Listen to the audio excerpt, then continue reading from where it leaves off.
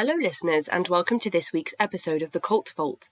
I'm your speaker Casey and today I bring you something new and slightly different. Another amazing author who has an incredible story to share but probably not one that you've heard before. More information can be found about pre-ordering this particular book discussed today in the episode description. Before we get started, I just wanted to say a big thank you to whoever made a donation last week to the show through Red Circle. If you wanted to reach out and email me at cultvaultpodcast@gmail.com, I'd love to be able to put a name to the donor and thank you properly. Also, thank you to the very generous Heather, who has increased her Patreon pledge this week. You bunch honestly floor me weekly. I'm so grateful for all of your continued support of the show. Thank you so much, Heather. After this week, I am taking a few weeks off from the show, so I plan to upload the rest of December's content within the next week or so. So if you do like to binge, don't listen to too much because there won't be a new episode until the first Friday in January 2022 when I've released these final episodes. Don't forget to share with friends and family to reach our download December target, and don't forget to like, comment and share my social media content to be in with a chance of winning a copy of Lisa Cohn's To the Moon and Back, A Childhood Under the Influence, a memoir about Lisa's time in the Unification Church. Now I am so pleased to bring to you all Spencer Schneider. So hello Spencer, and thank you so much for joining me on the show today. We're going to be discussing something that hasn't been covered on the show before, and I am looking forward to learning a bit more. So would you like to start by introducing yourself to the listeners? Yes. My name is Spencer Schneider. I'm really happy to be here. First of all, thank you for having me. I'm an attorney in New York, and I live in Manhattan, and I was in a secretive cult, very secretive cult for 23 years. And I'm here to talk about it.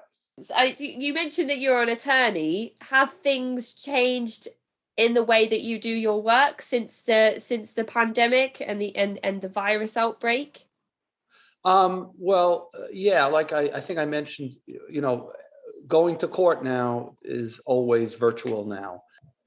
Otherwise it's the same. Go to court by Zoom calls and stuff. But other than that, it's the same. People still having legal problems and, are keeping me busy.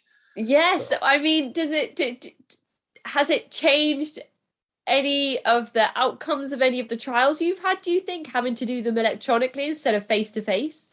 Well, we haven't had any trials yet electronically, but they've mostly been like appearances before judges and conferences and arguments. I had an appellate argument last year, and I actually find it very interesting in the sense that, when you go to court, you're, at least in America, the way it's set up is that the judge is on a bench, right? It's the same anywhere, right? And he's high up, or she's high up, and you're 12 feet away. And they're up there like a, monarch on top of you. And it's a little intimidating. In a Zoom call, they're right there, right on your computer screen, you're eye to eye, and you could see their facial expressions and they can see yours. So it's a much more leveling process and much more intimate as well. So I've found that arguments and conversations have been less heated, and there's more principled arguments, more legal arguments, as opposed to, prejudicial things and, name calling, and which happens sometimes. So I think it's for the better. And plus, okay. I can also wear a tie, a jacket, and my dungarees, and nobody knows as long as I don't stand up. Yeah, I think everybody's kind of doing the business upstairs, party downstairs, where they're still wearing their pajama bottoms all day long. Exactly. It's a great thing. Yes, and it's greener as well, not getting in your car and not traveling everywhere. It is, I don't know how much people travel by car in New York or Manhattan, but not traveling in general is green, isn't it, I suppose? Yeah, no, it's better.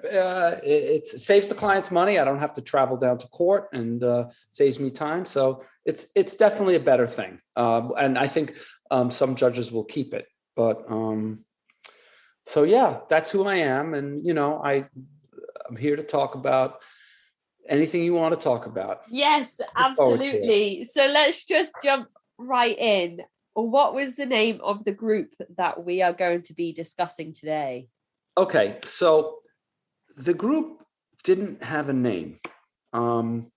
We called ourselves School, and we met at a place called The Space, and we studied something called The Work, and the leaders were called teachers, and we weren't allowed to even mention their names unless they were present with us.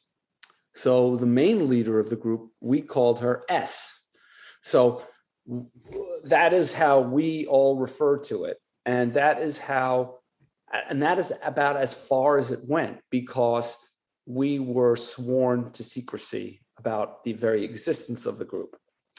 The group, however, is known as the Odyssey Study Group in a more public way, because the group has been, the group's name and the group's activities have been made public. The reason they're called Odyssey Study Group is not that we called it Odyssey Study Group. It's simply the name of the corporation that the cult leaders created to funnel all of their cash. Right. Okay. So when you say that this group was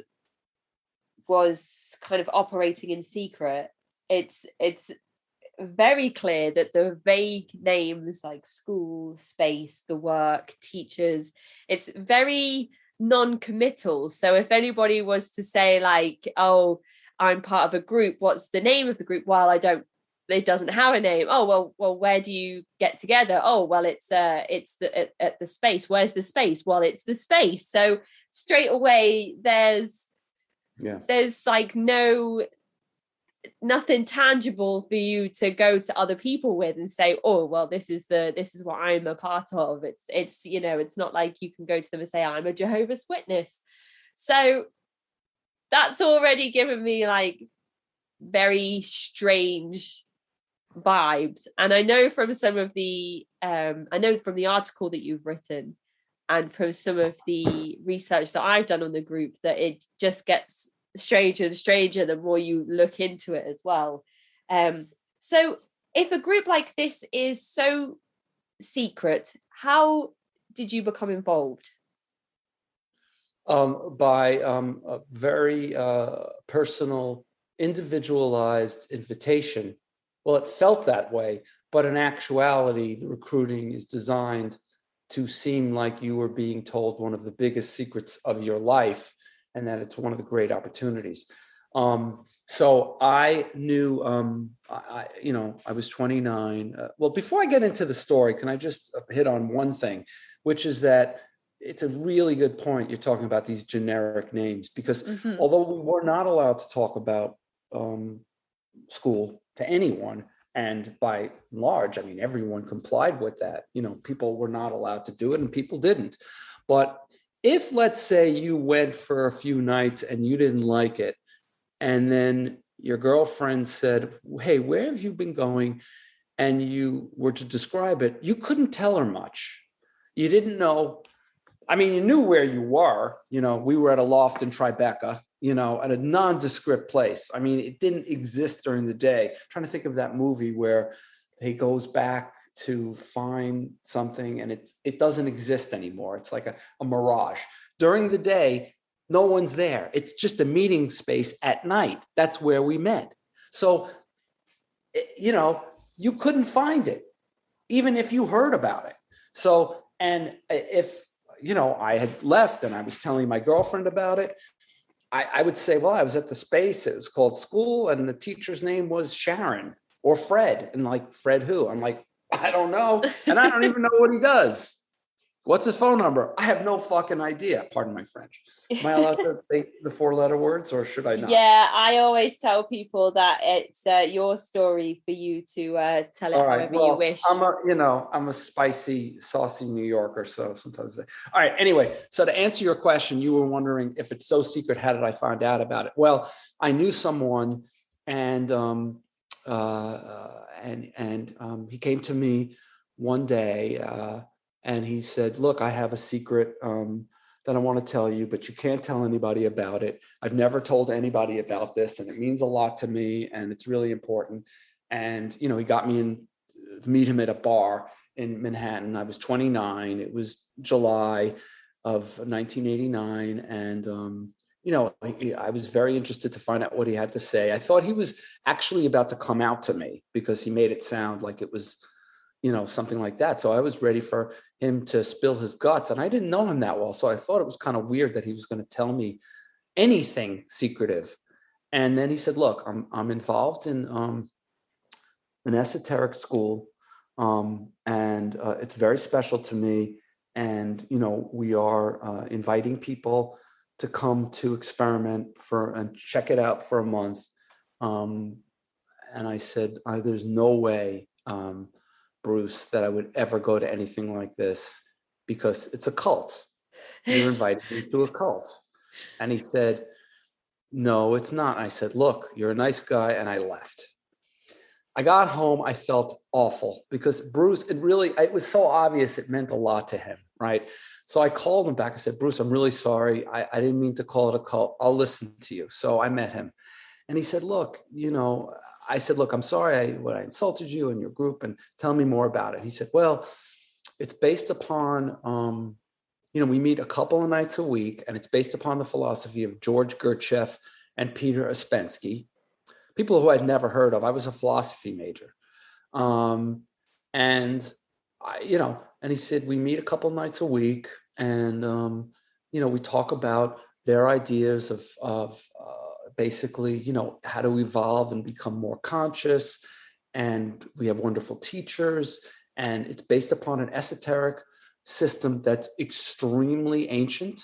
It goes back to,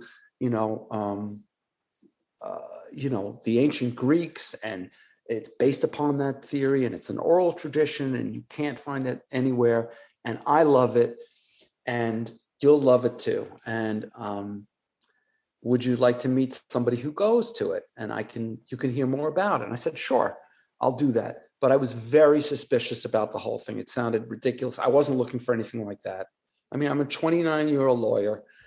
I've got lots going on in my life in terms of my business, and this sounded crazy. But I was a philosophy major, and I, intellectually minded. I loved school. The idea of learning again sounded interesting. And I liked this guy a lot. He was smart. He went to Harvard and Stanford, and, he was an architect. He was a real normal type of person who wouldn't be in a cult. That's why I called him back. There's no way he would be in a cult, So he took me to, a couple nights later, we met at a really chic bar in the city. And, you're going to meet my friend. And in walks this woman. They hugged and kissed. She sat down. We talked. I was really surprised. It was a woman. And I was really surprised at how, attractive she was, businesslike. She worked at a bank. And I was like, this can't be a cult, this can't be. So I'm listening, and we're talking, and she sounded really interesting. Okay, so she sounded really interesting. And what was interesting about her was the attention that she was showing on me, and her interest in finding out about my life and what I wanted in my life and what I did besides being a lawyer. And they knew I was a musician, and asking questions about music, and asking about like what I would change in my life and what I'm hoping for. And these are questions that, like, in New York City in 1989, people didn't really talk about. And this is not something I would talk about with my friends. I had a million friends, and we didn't talk about like the meaning of life or what, And they weren't like looking into my eyes with such interest. And there was a certain formality and this vibration of caring and sincerity. And so it was like a shocking experience to have. And by the end of the meeting, I was, very interested in finding out about the group. So, I was invited to come to attend a month of classes, and I did. Feels like there's perhaps a certain demographic of person that's being targeted, lifelong learners, people interested in going back into education, people with Ivy League educations. I don't know if you would say that that's accurate. It's accurate. Yeah. I mean, I went to, I didn't go to Ivy League schools, but, I went to a great college and a great law school, top. And, they knew I did well. They knew I made a lot of money. And that was the demographic that they saw. Right. Okay. And Bruce he's come from an Ivy League background, and this lady that you're introduced to, she has Heather's got a very well-paying job, is seen as a respectable position in everyday typical Western society. So you're looking at these people and thinking, well, they're very well educated. They seem to have a sense of themselves, about themselves, and they are here looking to make deeper connections on another level that you haven't had the opportunity to experience in everyday life and feel as if you would like to. Yeah, I mean, frankly, it wasn't something I was looking for or thinking about, but when it presented itself to me by very credible people who were frankly just like me, it was very interesting. Like, look, if it was,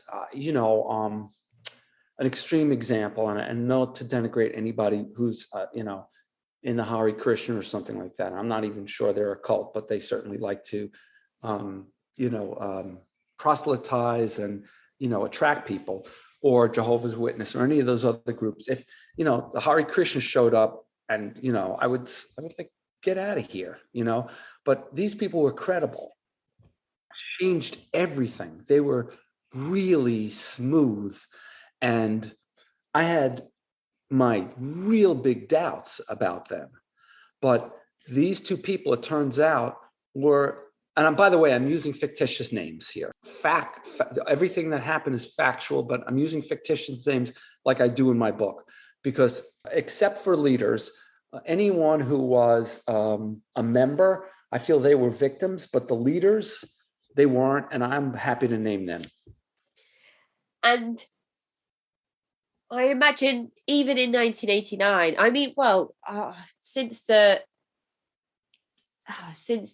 kind of big industrial boom, I imagine that New York and those specific areas, very built up, very industrialized areas of America, much like over here in England with cities like Liverpool and London and Birmingham, it's always very go go go. There's never any time to kind of sit down in a coffee shop and kind of kick back and hang around for a few hours without looking at your watch or your phone and thinking about where you need to be next. And as a lawyer as well, I imagine it's this very kind of this client and that client, and all these things need to be prepared in order to go to this meeting and that meeting. So it must be kind of almost like a welcome break from all of that stuff, having this group to go to that nobody else knows about, and it's your space, and you're being invited into this community that is about work and focus and yourself, and not so much about all of these things that need to be done and places you need to get to. And I always say that things sound appealing to me when people say, oh yeah, we weren't allowed our phones with us and we were just going to go and live out in the wilderness for 2 weeks and get back in touch with nature. And you know, those things sound great on paper. It's just when you get there, you're in the hands of the people in charge at that point, aren't you? If you don't know where you are and you don't have your phone with you or any way to connect with other people outside of that, you know, even if that community is taking place, you know, like on a Thursday night, you're still outside of typical everyday life at that point. So, you know, whether you're on a farm hundreds of miles away from everybody or an attic conversion, meeting people in a busy street, it's kind of almost similar in the ways that it cuts you off from everything. Well, that's that if could I just jump in, because you're really raising an important point, which is that the philosophy that they taught was called the fourth way. Okay, that's the Gurdjieff philosophy, and it talks about there's different ways for, you know, for evolution, which is like you could go, and the first three ways are ways in which you leave society, like the way of the monk, the fakir, and then something else I can't remember. But the fourth way exists in civilization, in society, and that was the whole beauty of it, and that's why it was so attractive to a lot of people, is because I didn't have to go to a farm or a mountain. I was there, and they wanted people who lived, you know, in New York and, you know, had professional lives. And so this was like a secret life, a double life that we lived. And it was the best of both worlds. And as you're describing. You go with Bruce and Heather. Do you go to, is there like an initial class before you commit yourself, or is it a very slow integration before you meet the people that run the organization? How is it laid out? We already know it's all very secret, so I'm wondering if you're kind of funneled in very slowly or if you're thrown into the deep end. You are funneled in so slowly because they didn't trust anybody. So they just told you what you needed to know and when you needed to know. And my 23 years of being in this cult was all about secrets and lies that were kept along the whole way. And that's the way it was designed, because the leaders did not want they were very frightened. They were very paranoid and scared of things. And to this day, you know, people will deny its existence and are afraid of the authorities, frankly, which is an interesting thing. But to answer your question more directly, what happened after that was I had to commit to going to a month of classes. And after that meeting with Heather and Bruce that night, I was invited to, it was like, I think 3 or 4 nights later that I met Bruce on the corner in Chinatown, on the edge of Chinatown. He wouldn't even tell me where we were going. I mean, he just said, meet me at the subway stop. And I was like, okay, where are we going? He said, well, I'll take you there. And I'm like, holy shit, what is this? This is like so cloak and dagger. I mean, this is ridiculous. On one hand, I thought it was ridiculous. On the other hand, it was kind of fun. I was like a kid again, you know.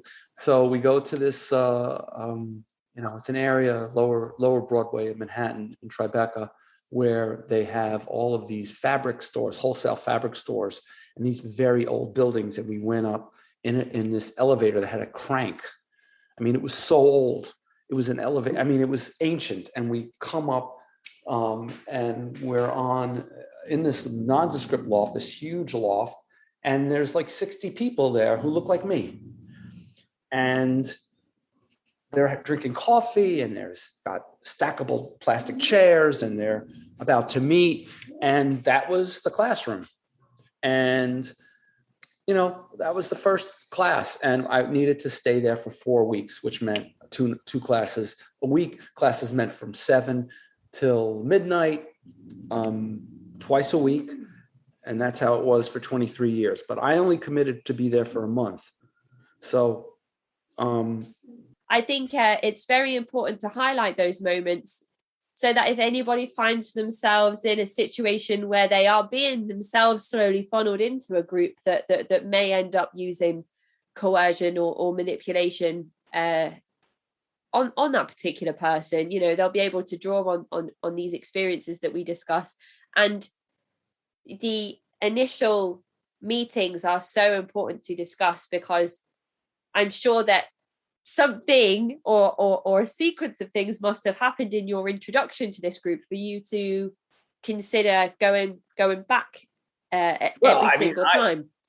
I challenged Bruce the first time I met him. I said, this is a cult. And then I felt guilty for saying that.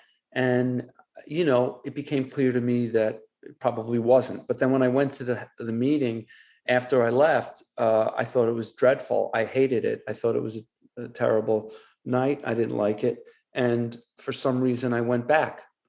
I didn't really think it was a cult, but I just didn't think it was for me. But I did decide to go back. And there's a reason for that, and I can explain. Basically, I had made this commitment to Bruce. I told him I'd go for a month. And I just figured, I don't know, why not? I'll just go. He was kind of hounding me about going in the first place. I'll go. I have to see this guy because we worked at the same place. And I'd see him from time to time. And I didn't want to have an awkward situation. I figured I'd just go, and that would be that. And then I got a call out of nowhere. And he said, I'm a friend of Malcolm, and I was assigned to be your sustainer. And I'm going to be working with you for your experiment and here to answer all your questions about school and, and the work and everything you're going to read. And God, the guy sounded great. What a nice guy he was. He was also friendly and sweet and also Ivy educated, really bright guy. And I thought, okay, he sounds like a cool guy. It can't be that bad. So, but I was challenging them. I challenged him. I said, this sounds like a cult. And they were like, of course you think it's a cult. It sounds like a cult. But what is a cult? A cult is where you get brainwashed. Do you think I'm brainwashed? He would say to me, do you think you're dumb enough to be brainwashed? I'm like, no and no. He said, you're going to verify everything. If you don't like it, you could leave at any time. You're not compelled to be here. We're not in a compound, And so I said, hey, you're right. This isn't a cult. And anytime I thought it was a cult for the next 23 years, I just said, there's no way I'm in a cult. I would never join a cult. So anyway, I'm foreshadowing a little, but it started early. They were ready. Anytime you said it was a cult, they immediately kind of laughed it off. Oh, ha, ha, ha, ha. That's what people always say early on. And that's a good thing. And that part of yourself that thinks is a cult is your enemy to your growth. So you have this initial meeting, you decide it's not for you and you're not going to go back, but then you have this conversation on the phone with this almost David, charismatic person who convinces you that you need to give the group another try.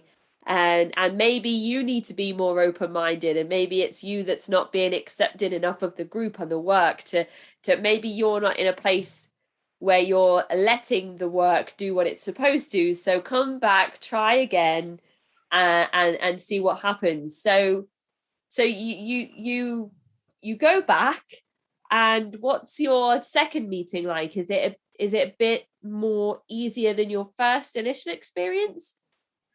Yeah, the second meeting was better. They had different teachers there that night, different leaders.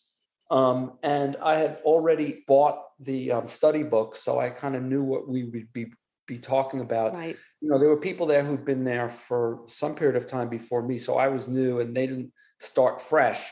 So the second night, I had already read some of the Gurdjieff and Ouspensky material, and I thought it was kind of interesting. And so I was more aware of what was going on in the class. I didn't love it, but it was a little bit more interesting. But again, I was going to just finish up this 4 weeks whether or not. But I did get hooked in that first month because of a certain event that happened. Have you put any money towards the organization? Is that what causes you to go back? So, okay, so you're shaking your head. So there's no like sunk cost fallacy in that sense. There's just this obligation to these people that have reached out to you and asked you to just give it another try.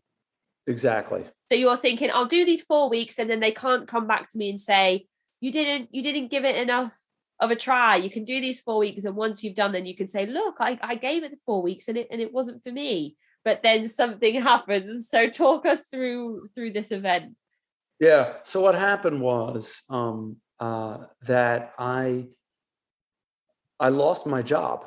I was laid off. I was a lawyer. I still am. And I was laid off suddenly because the law firm that I was working for, which was a very prestigious firm, was going out of business. And so I was completely devastated by this and very humiliated, embarrassed. It was a terrible blow. I was only 29. And I didn't tell anybody in my family. I just went directly to class because I happened to have it that night. And I brought up what happened. And, like people were practically crying for me. Like there was 60 people who were so supportive and so loving. And the teachers particularly were incredibly supportive. And I had thought, well, maybe I'll start my own practice. And I announced that in the class that night. And they couldn't have been more supportive and loving. And then started to say, well, the things that we study in the work, and I'm not getting into the details, the nitty gritty of it. That's a longer story here. And I get into it in the book, but they specified certain work, because we called it the work, fourth way work ideas that they said would help me in, opening my new practice. Right. And okay. This went on. Right. And this went on for it seemed like an hour of this love fest. And I there was no way if I told my best friends that they would, or at least that I thought that I would get this kind of outpouring. Although I think I'm wrong, but at least at the time I thought, Jesus, this is great. And I connected going to these classes with my potential success as opening my new practice and opening my business. And this nexus, this connection was something that they drilled into my head and which I gladly accepted. And it turned out to be that I had a very successful career. And I always often attributed it to them. But that thing locked me in initially. And then there was more. But that really sold it for me. It's very hard. And I'm sure a lot of people listening will be able to relate to this. It's very hard when, aside from this tragic news that you've had, this kind of bombshell that's been dropped on you, that your company that you're a part of is no longer going to exist, and that means like a world of change for you. Like aside from all of that you're already going through, to go to a group of strangers and tell them that you're willing to put yourself out there, which is so scary. Every single episode of this podcast I release, even though they're not my stories, it's still scary for me to put myself out there. And every time I edited an episode and you get that kind of inner saboteur and all of that really nasty stuff that comes with the psychological side of all of these types of things, to put yourself out there will say that you're willing to do that and get this validation in such a strong way, not just validation, but active encouragement from a group of people that you didn't necessarily see yourself as getting too close to. That must be a seismic thing, because as you said, you didn't mention it to your closest family and friends. And maybe it's more difficult to do that because you feel more vulnerable with people that know you the best or the most. So to go to a group of strangers and say that may have actually been easier at the time. I'm just guessing. I don't really I don't want to speak for you, but I'm kind of just trying to get a feel for how you were in those moments. And I think it's never easy for someone to make themselves vulnerable. And when you did that and had only a positive reaction, I can see how that may have cemented your kind of future in that group at that time. It did. At least got me to go for another month. I wasn't sure how long this would last, but there were other things that I did like, that I was starting to like. I did like some of the ideas and some of the ideas that I thought would be helpful to me in my life. And the people there looked all really nice. I liked kind of that it was secret. This was my little secret. Now, I should also tell you we're going to talk about other rules they had there, right? So Yep. Okay, so we'll get into that, but that's, yeah. So initially you're going twice a week for roughly 5 hours a session. So you're dedicating 10 hours a week to the work at this time. And you go for the first 4 weeks. And what happens after that? So is it the 4 weeks is an introduction, and after that there's like a pay barrier, or you have to dedicate more time a week to sessions? How does it work for you to go from sort of the initiate to an official practicing member? Good question. You're hitting on something that's very important. All we had to do when we wanted to stay more than a month was to pay a monthly fee. For me, it was $300. I think nowadays it's $500 a month that people need to commit to.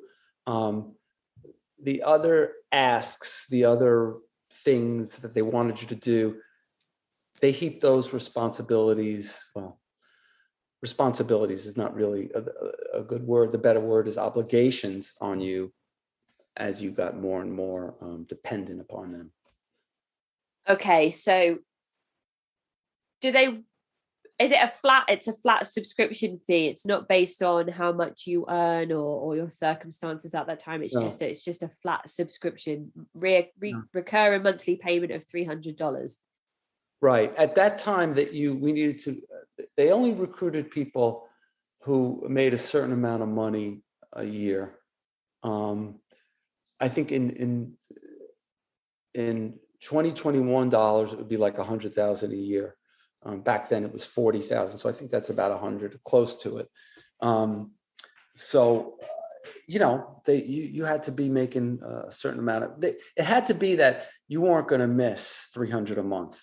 And I didn't. And it was a month to month situation. You could quit at any time, but they did at a certain point, after a year, they made us pay 3 months in advance.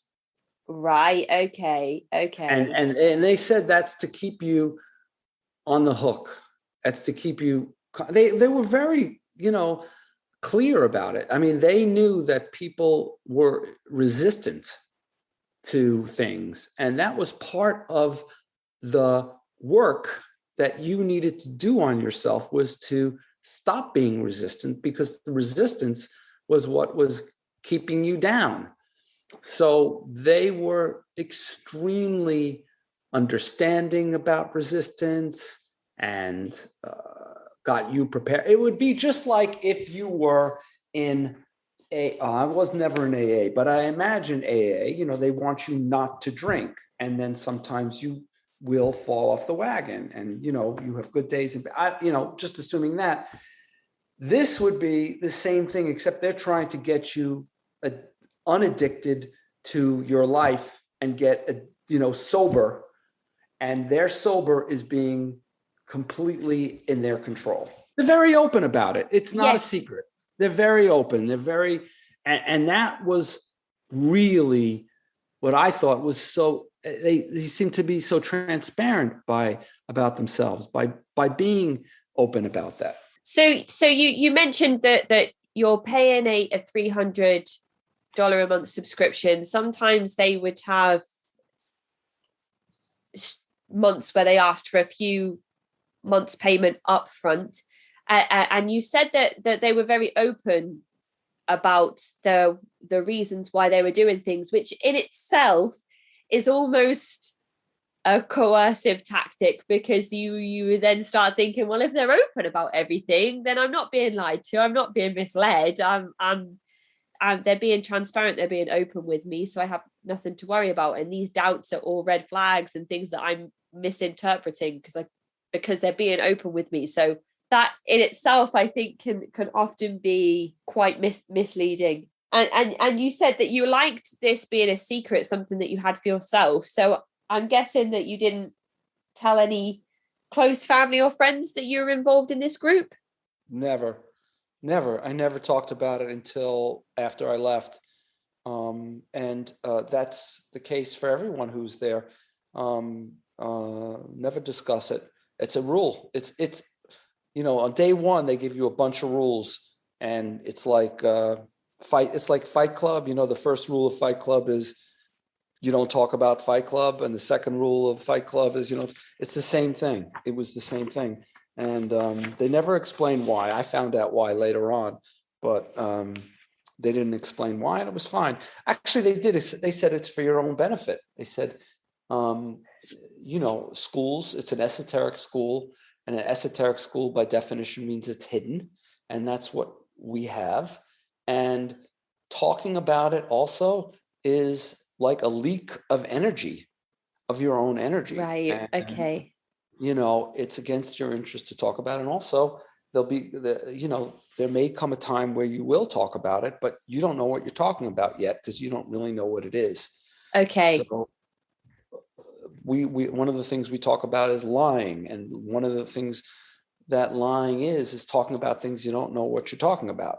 And so you really, you can't talk about school because you don't know what it is, but you have to protect school, and you can't talk about it. So people were not allowed to tell their spouses. Wow. People were not allowed to tell their children, and people complied with this. It was not, obviously there was all kinds of issues with that, but that was the rules. You didn't talk about it with anybody. It's very interesting how this particular group has a way of explaining away any genuine queries that you may have, in such a way that then leaves you kind of like, well, that makes perfect sense, so I don't need to ask any more questions about that particularly. I imagine as well that there could have been some kind of line around, you can't do the work if you have like the interference of family and friends. So if they don't know about it, then they can't kind of stop you from doing the work. They never came out and said that. Some of the it wasn't actually. They did say that later on. They did say that because they did say that. I'm just thinking, of instances where, for instance, a guy would come in and say, my wife is very unhappy that I can't tell her where I'm going on Mondays and Wednesday nights. And, she's very upset. And the teachers would say, well, she just needs to learn to mind her own business. And you need to tell her that you're allowed to do what you want, and it's none of her business. And you're not having an affair, and you're just doing something for yourself. It's no different than if you were going out bowling or going to the gym, but it's private, and every man and woman is entitled to some secrecy or privacy in their life. And if she can't respect it, something's wrong with her. Right. And you need to reconsider your marriage. And people would divorce their spouses before their spouses divorce them. Okay, so a lot of us versus them kind of techniques around putting the group and the work as priority above everything else, kind of further into the group. So you've had this 4-week introduction. You're then paying this subscription. What happens for you to become so engrossed in the movement that you stay for kind of 2 decades plus?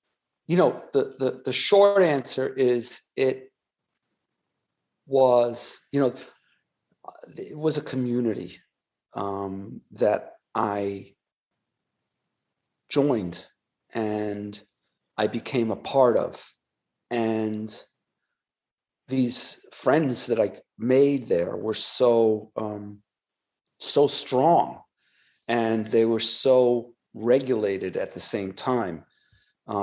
We were not allowed to fraternize with each other outside of class at all. We didn't speak to each other outside of class. We were only allowed to speak to each other in class. A lot of people, I didn't even know their last names, let alone where they came from or anything. Did you ever see each other on the street and just pretend that you didn't know each other? Exactly. We were, oh my gosh, told that if that happened, you needed to just not talk to each other. Right. Okay. And then the longer you attend and the more you think about leaving, is there a FOMO aspect then, a fear of missing out because you're no longer part of this secret community with all of these people that you then consider your friends and your allies? I'd be worried about what's going on there without me. What am I not a part of anymore? Well, you were considered an outcast. You were dead to anybody if you left. So they wouldn't, we were not allowed to talk to people who left.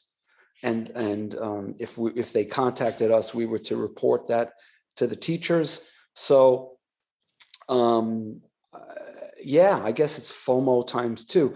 I've talked to a lot of survivors of the group, and, the ostracization is horrible when you're a subject of it. But when you're in the group, ostracizing is your duty to do that. And so it's a very big part of cults. It's an earmark of cults, ostracizing. It's an earmark. It's the easiest one to show for this group. Among many others, actually, there's a whole bunch, but that's an easy one. So, and you're paying this monthly flat fee, but are there any extra courses that you can take at an extra price? Because I know I've just covered a group, actually the episode that I just released today on a group called One Taste, who were kind of focused around female pleasure and orgasmic meditation, and they had all these different. They had a payment scheme where you could just attend more and more classes and pay more and more to kind of learn all extra things on top of what you'd already learned. So I wonder if that's similar with this group. No, they didn't do that. I mean, those are the multi-level marketing, and Nixium has those things. But no, we didn't have anything like that. It was the same flat fee throughout, but they did have other expenses that they threw on us through the years that were monthly expenses that weren't really big, but added up. I mean, they started to want us to pay for the rent of the space. And then there turned out to be, there was a ranch that the owner owned in Montana. And we were asked to contribute to pay for that upkeep. And then there were always other things that were very specific. The leader of the group, whose name was Sharon Gans, had people buy big things for her. She asked them, and they did.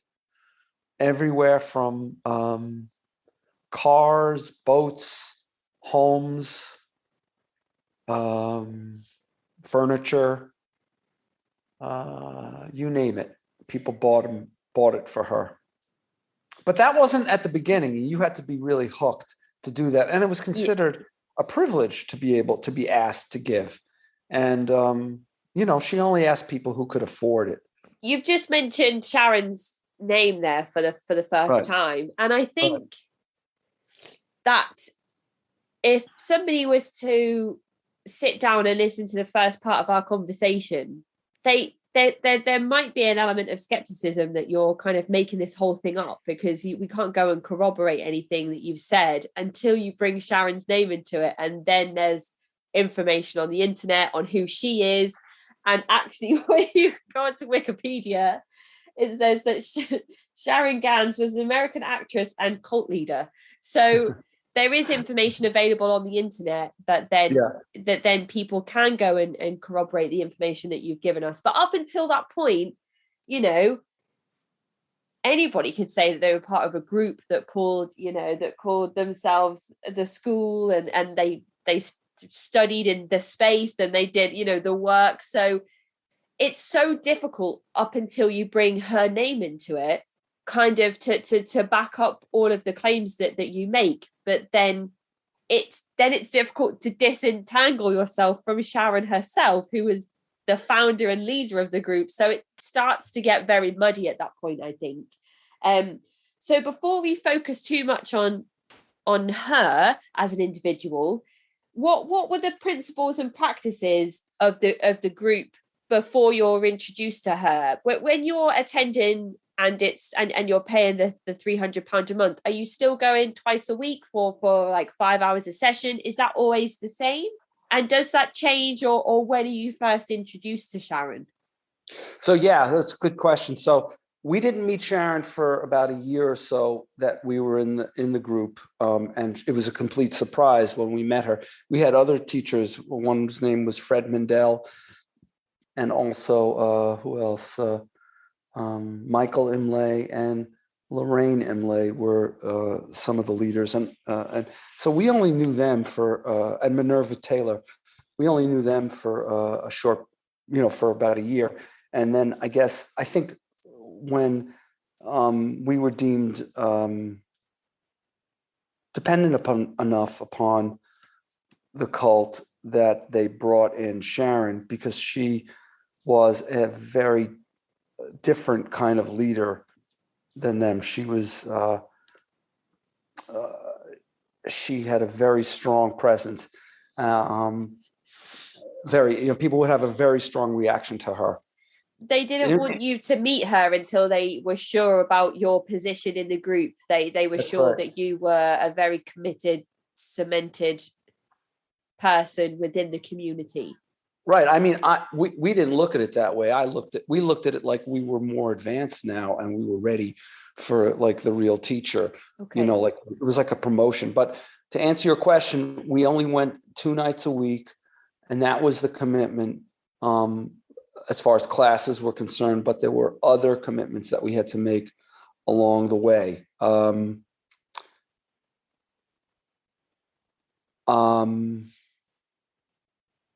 Many commitments. We had to do recruiting, and that happened after about a year and a half.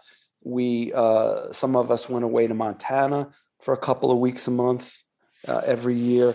Is this to stay on the ranch? On her ranch, yeah. Okay. And then there were people who went at a facility that they had in Paulding, New York. They went up on, I think, once or twice a month on weekends to help build the place. And then there were, they would have parties occasionally, once or twice a year, which were really parties for Sharon, but we celebrated as well. And then there were projects all the time. There were, there were acting classes that we were asked to take. It came to a point where you basically had almost no nights to yourself, because when you weren't in class, you were doing things to prepare for class or to prepare for other things. So within a short period of time, you find maybe a year or 2, 3, you're full time.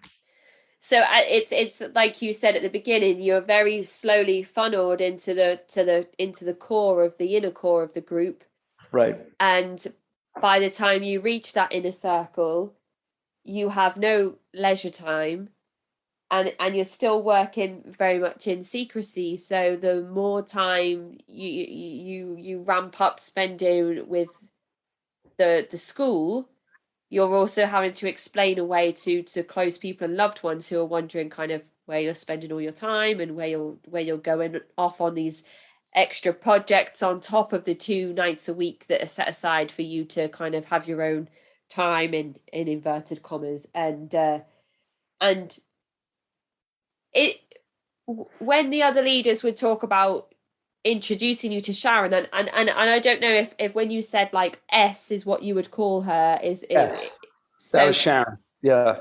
so would they talk about S like, oh, you'll get to meet her if you kind of do whatever? Was that kind of ever like a promise, or No. She showed up one night. It wasn't like we had any idea what to expect. She just showed up. This lady, this very strange looking woman walked in one night. I mean, I was like in my early 30s. Most people were in their 30s. The leaders, Fred and Minerva, they were probably in their 40s or so. And then all of a sudden, a woman in her 60s shows up. She was a bizarre appearance. The fact that she appeared was strange, but her own appearance is striking. It's a very unusual looking person. One that if I had met the first night, I would not have gone back because of her outlandish vibration and the things she said. And there was a lot of controversy about her after that night because we didn't even know who she was. She showed up and she taught the class and she talked about sex in very, provocative, shocking ways. It wasn't over the top, but it was just, yeah, I imagine shocking like kind of thing. you mentioned that you were around people who were on similar career paths to yourself. So I imagine those particular environments in work are very conservative, very professional. Yeah. There's a certain level of professionalism and personality expected in those job roles. So for somebody to come forward where you are learning about these 2 people in the book that you're studying and the work that they've done, and then she comes in and she's kind of like sex. It's a bit like, oh, okay, this is not kind of like the usual structure of our classes, and it's very strange and not something that we as a group tend to openly talk about, in any environment. Maybe at home with your significant other in the bedroom, and that might be as far as it goes. It was very shocking to everybody, and it wasn't something that we expected at all. And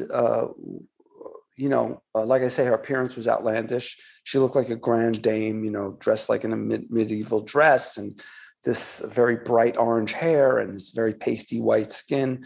And mind you, I'm not shaming her appearance. I'm just describing her. And there's also nothing wrong with talking about sex liberally either. It's a very different experience to what you were used to by that time in those sessions. I mean, I can't forget it. This was a long time ago, but I will never forget it. It was 30 years ago, and I will never forget that night when she appeared. It was a shocking sight. The next night that we had class, the teachers announced, Fred and Lorraine or whoever announced, they said, well, that's Sharon, because she never said her name, I don't think. Maybe she did. But the next night they said that was Sharon, and she's our teacher. And we were like, what? It's like finding out you're adopted. It was like such a strange thing to find out. And finding out that your therapist has a therapist, kind of like, oh yeah, it was like, who is this? Yeah, who is this? We thought you guys were like knew all this shit directly. And anyway, a lot of people had a lot of objections about her. Some people didn't come back. I was not so sure, but I was already kind of hooked to it. So, but I had a very deep relationship with Sharon for 20 years. We ended up being very close. I mean, as close as you can be with a sociopath, but we were, I had a very enduring relationship with her. She let me into her life like she didn't to a lot of other people, which I Right. don't know Okay. was such a good thing, but it was. It's kind of giving me like Scientology vibes where people pay like money to move up the OT levels, and it's a Yeah, very, very slow process, because if you were to go from like 1 to 100 and be told about all this all the stuff that Scientology members are told at those upper levels about kind of being descendants from aliens, and the really strange stuff that L. Ron Hubbard started to kind of put to paper towards the end of his life. It's right.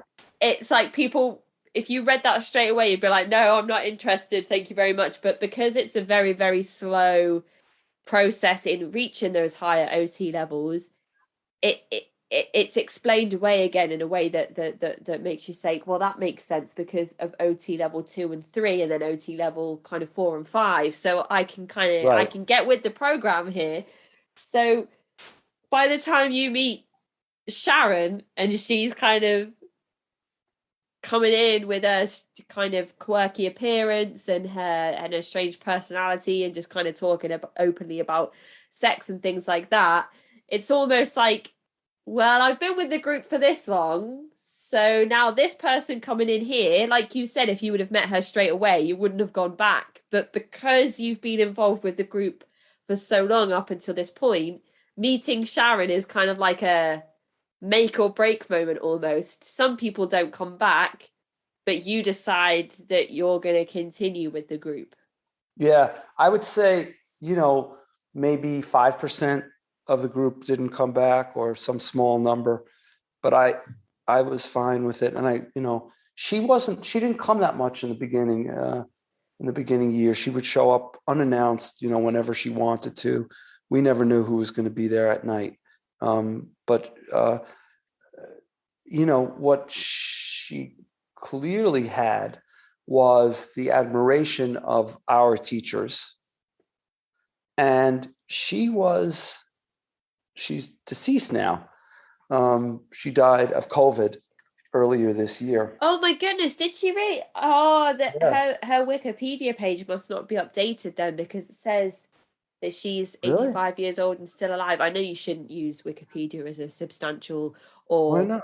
factual source, but Oh, it doesn't say that. yeah. I thought it did. But in any event, she did pass away in January of COVID. She was Okay, 85, and she yeah. lived in the closet. But anyway, she died. But she was frankly brilliant woman, very smart by any account, and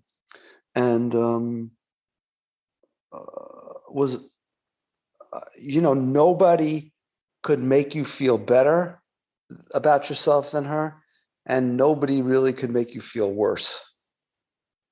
She had this ability to do that to hundreds of people, highly educated, who led this secret life of dependency, and admiration and fear and terror of her. And is she the person who founded the secret movement, or was she involved with somebody else, or does the credit for the creation of this secret group go to somebody else? Yeah, so just to be clear, there was no internet in 1989, so I couldn't look up any of this stuff.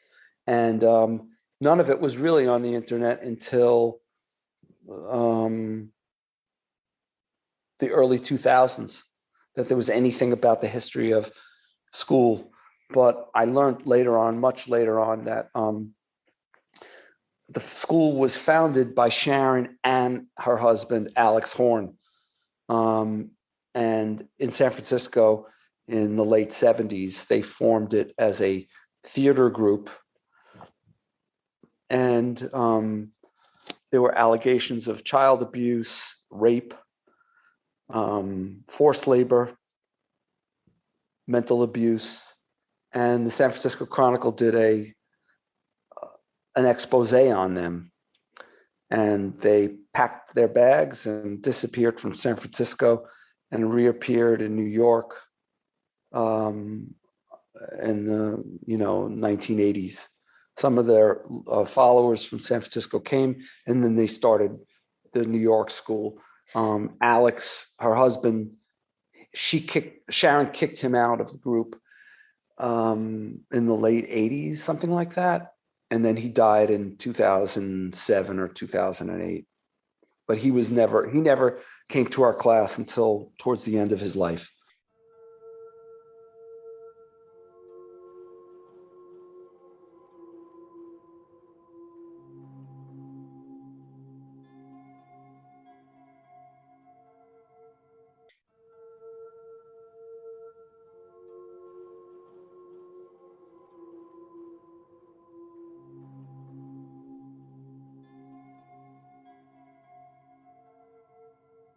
They are in San Francisco, which is almost like an epicenter for new movements, new groups,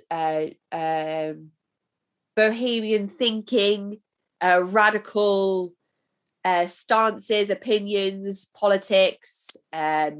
It's one of those places that I've learned recently from doing research on the Satanic Panic movement and Charles Manson and Haight-Ashbury and the kind of like the counterculture of America in kind of the in the 60s and 70s.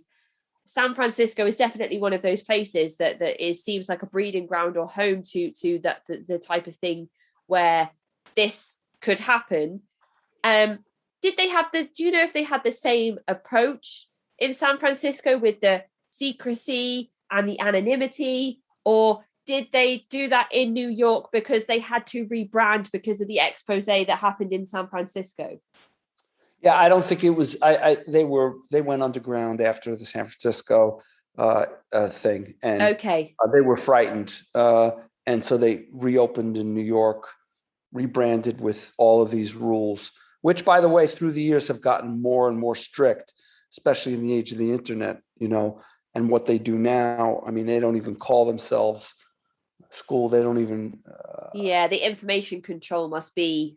It's very tight. What I understand, people now, they just deny, like people I know who were in it, who are still in it, who I've kind of bumped into, and they're not really allowed to talk to me or whatever.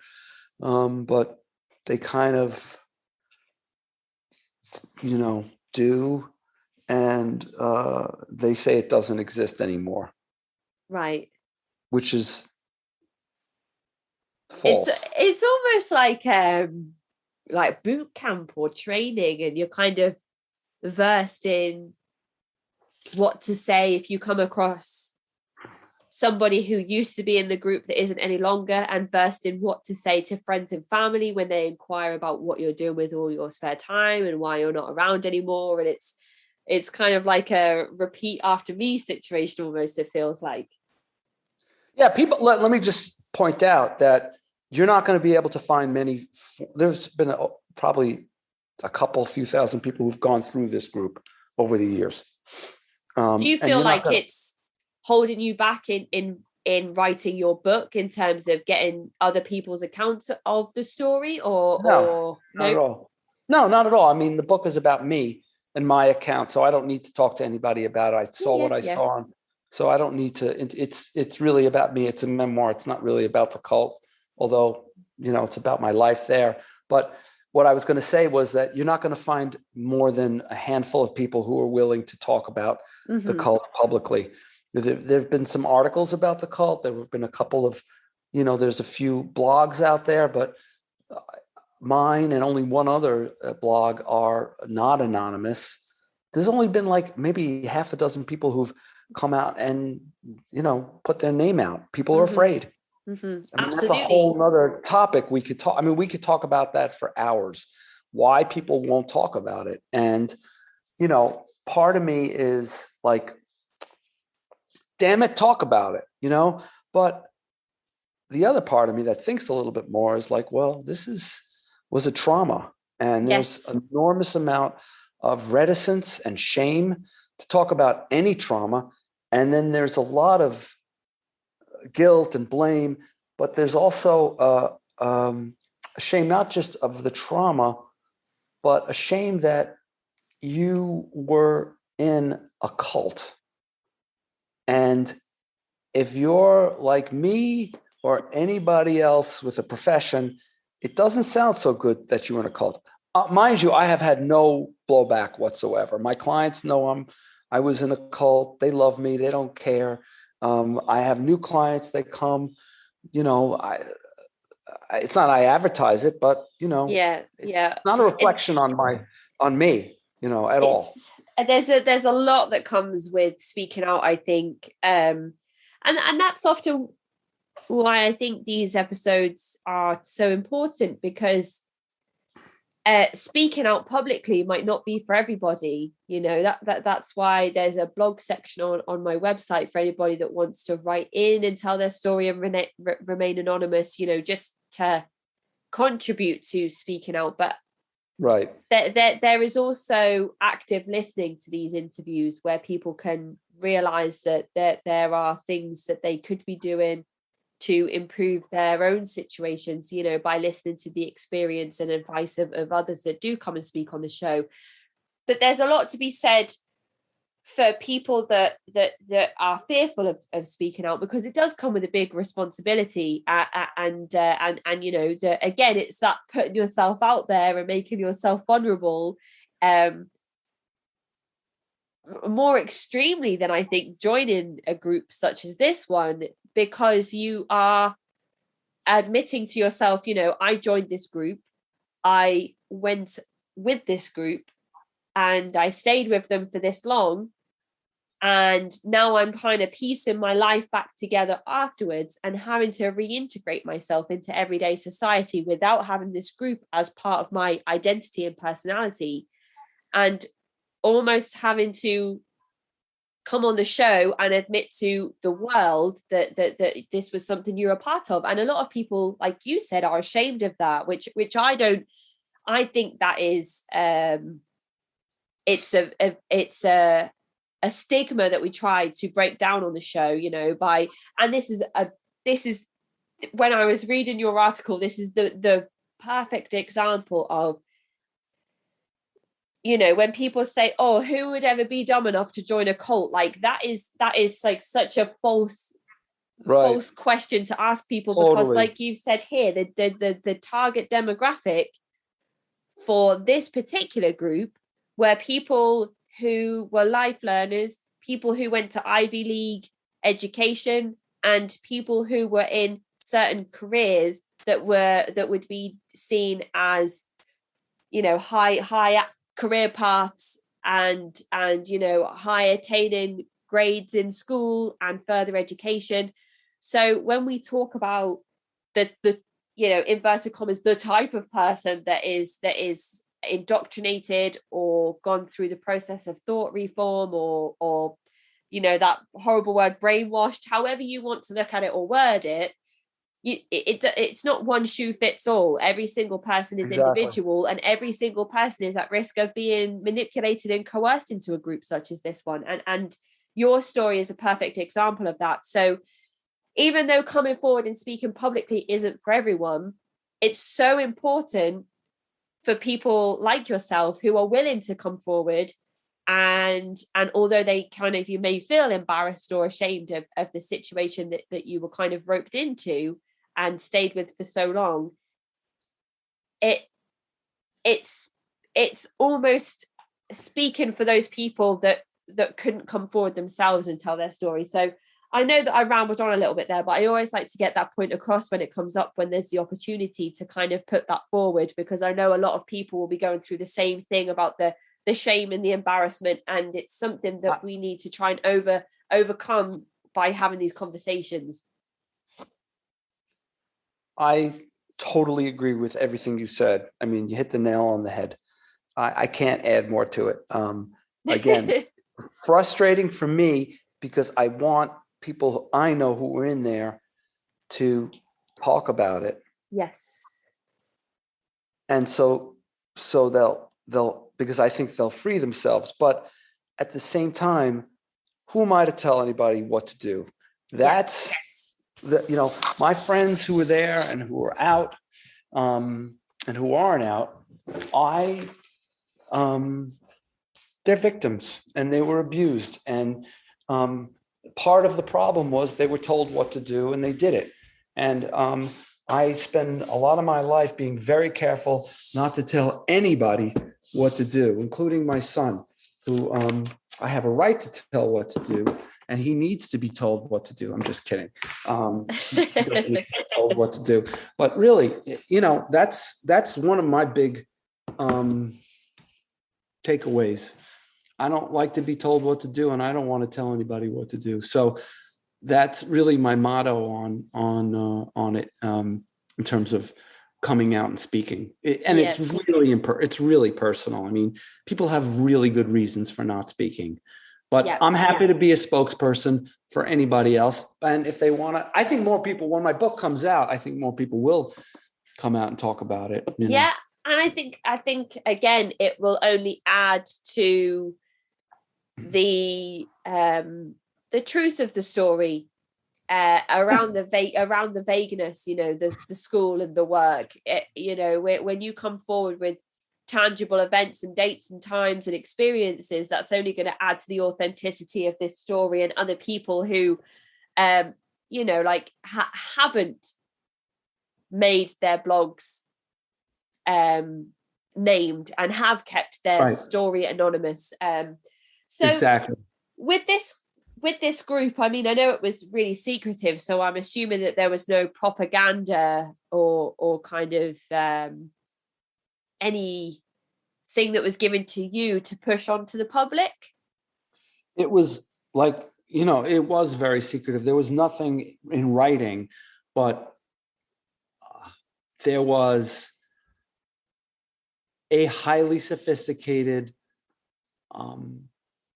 time-consuming, financially consuming recruiting process that we were required to do for years, that was completely clandestine, where we would approach unsuspecting strangers, befriend them, and vet them and lure them into the cult. That's the whole episode. Seriously. Right. That's like, it's like, you saw how they brought me. Yep. But how they bring other people was just, I didn't know what was going on in the backgrounds. Right. So you slowly got an insight into how you were brought into the movement. Was that not strange for you? Did you not reflect back on things and be like, oh my goodness, I remember exactly when Bruce did that to me? Yeah, I did. I thought it was great because by then I was in the cult for a year and a half or two. I don't remember exactly, but I wish I remember right off the hand, but at the top, but it's in, I think it was a year and a half or something. But by then I was really into it, and we were excited to be given the privilege to recruit. And it was a very sophisticated system. And yeah, I did recognize some of it. And I thought that Bruce did a terrible job of recruiting me because it was also, clumsy and, suspicious and strange and odd. And I joked with him about it. I said, God, when I found out about how the recruiting was done, I said, you did an awful job. He said, yeah, you were a tough fish to reel in.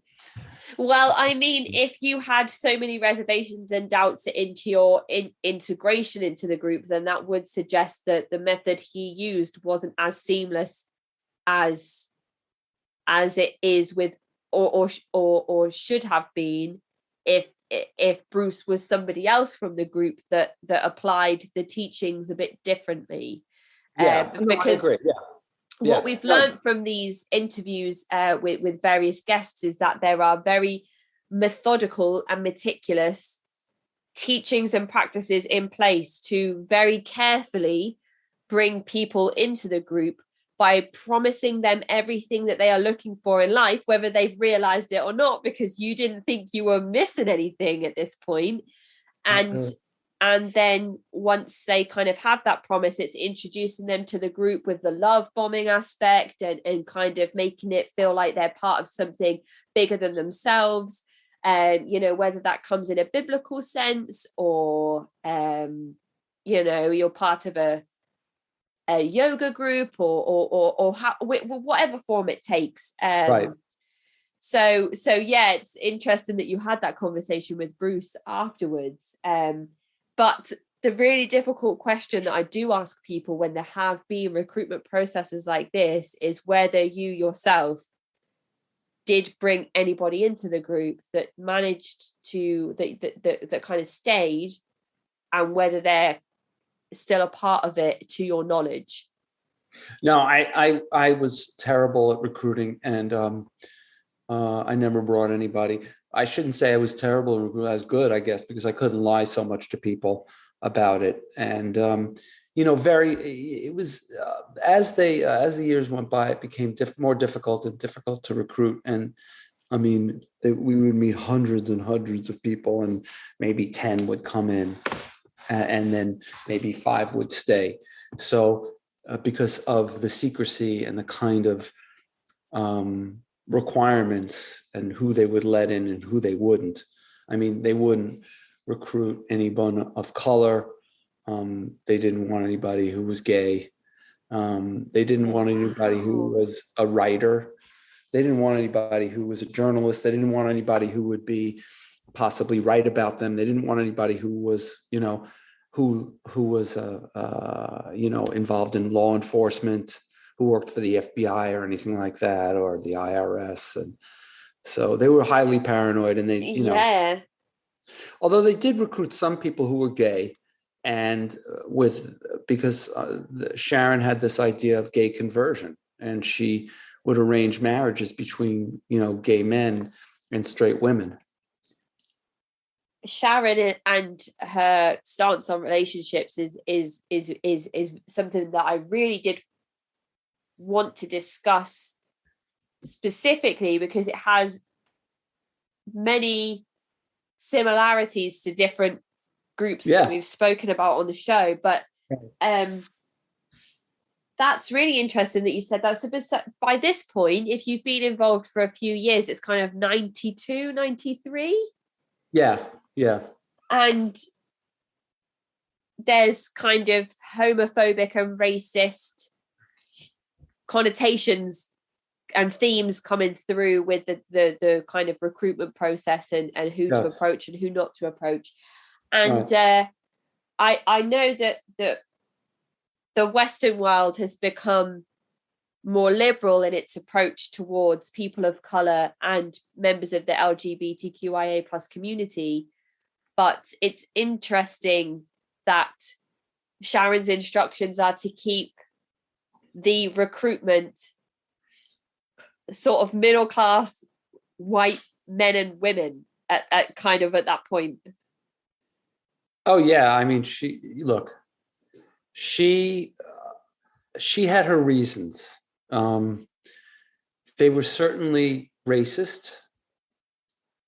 They were racist. That's all. I mean, that was the big reason. It was racist, and she, like a lot of racists, she said, "Oh, it's not racism. It's because."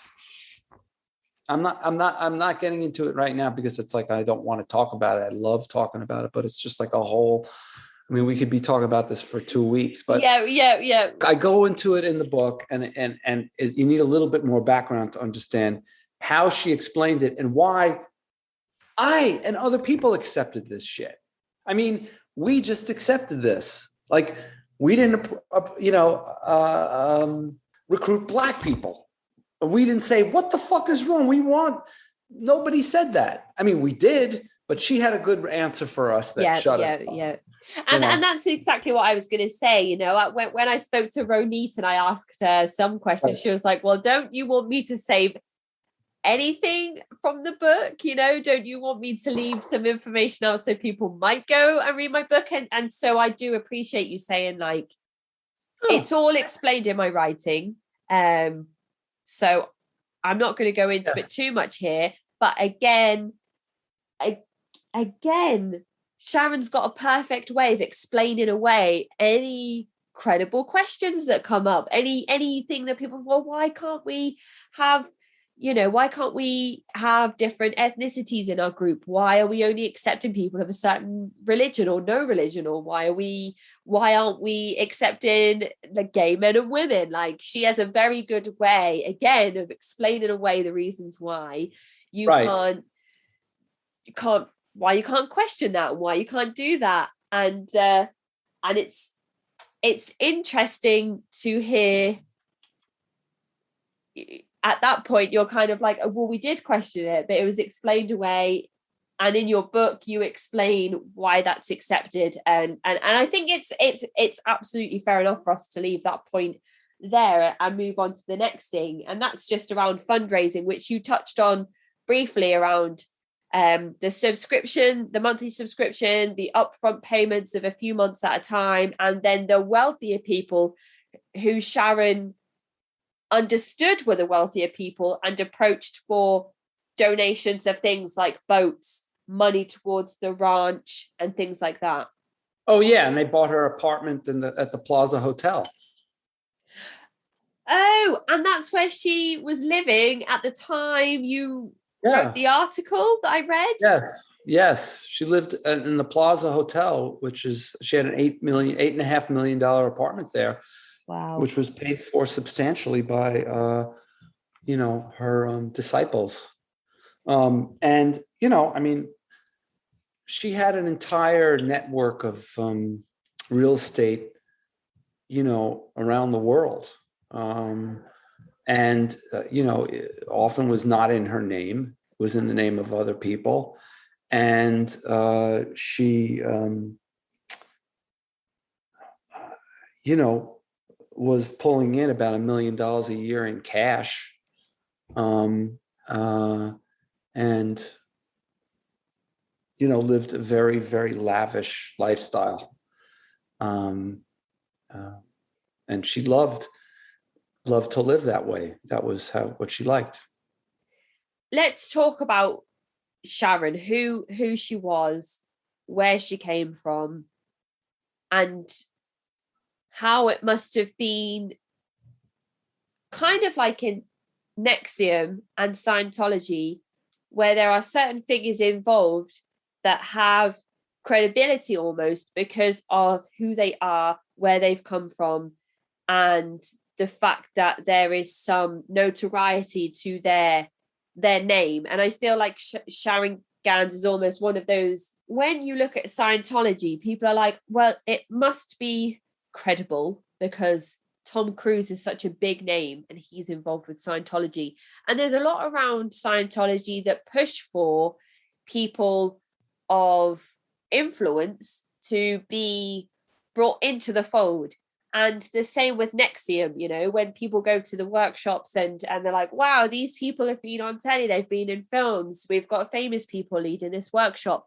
It must be all on the up and up because these people wouldn't be involved and risk their integrity, their personality, and their public image if there was anything untoward happening. And I feel like this group could almost have had that perhaps with Sharon once you realise who she is and where she's come from, if you didn't immediately recognise her when she came to your first sessions.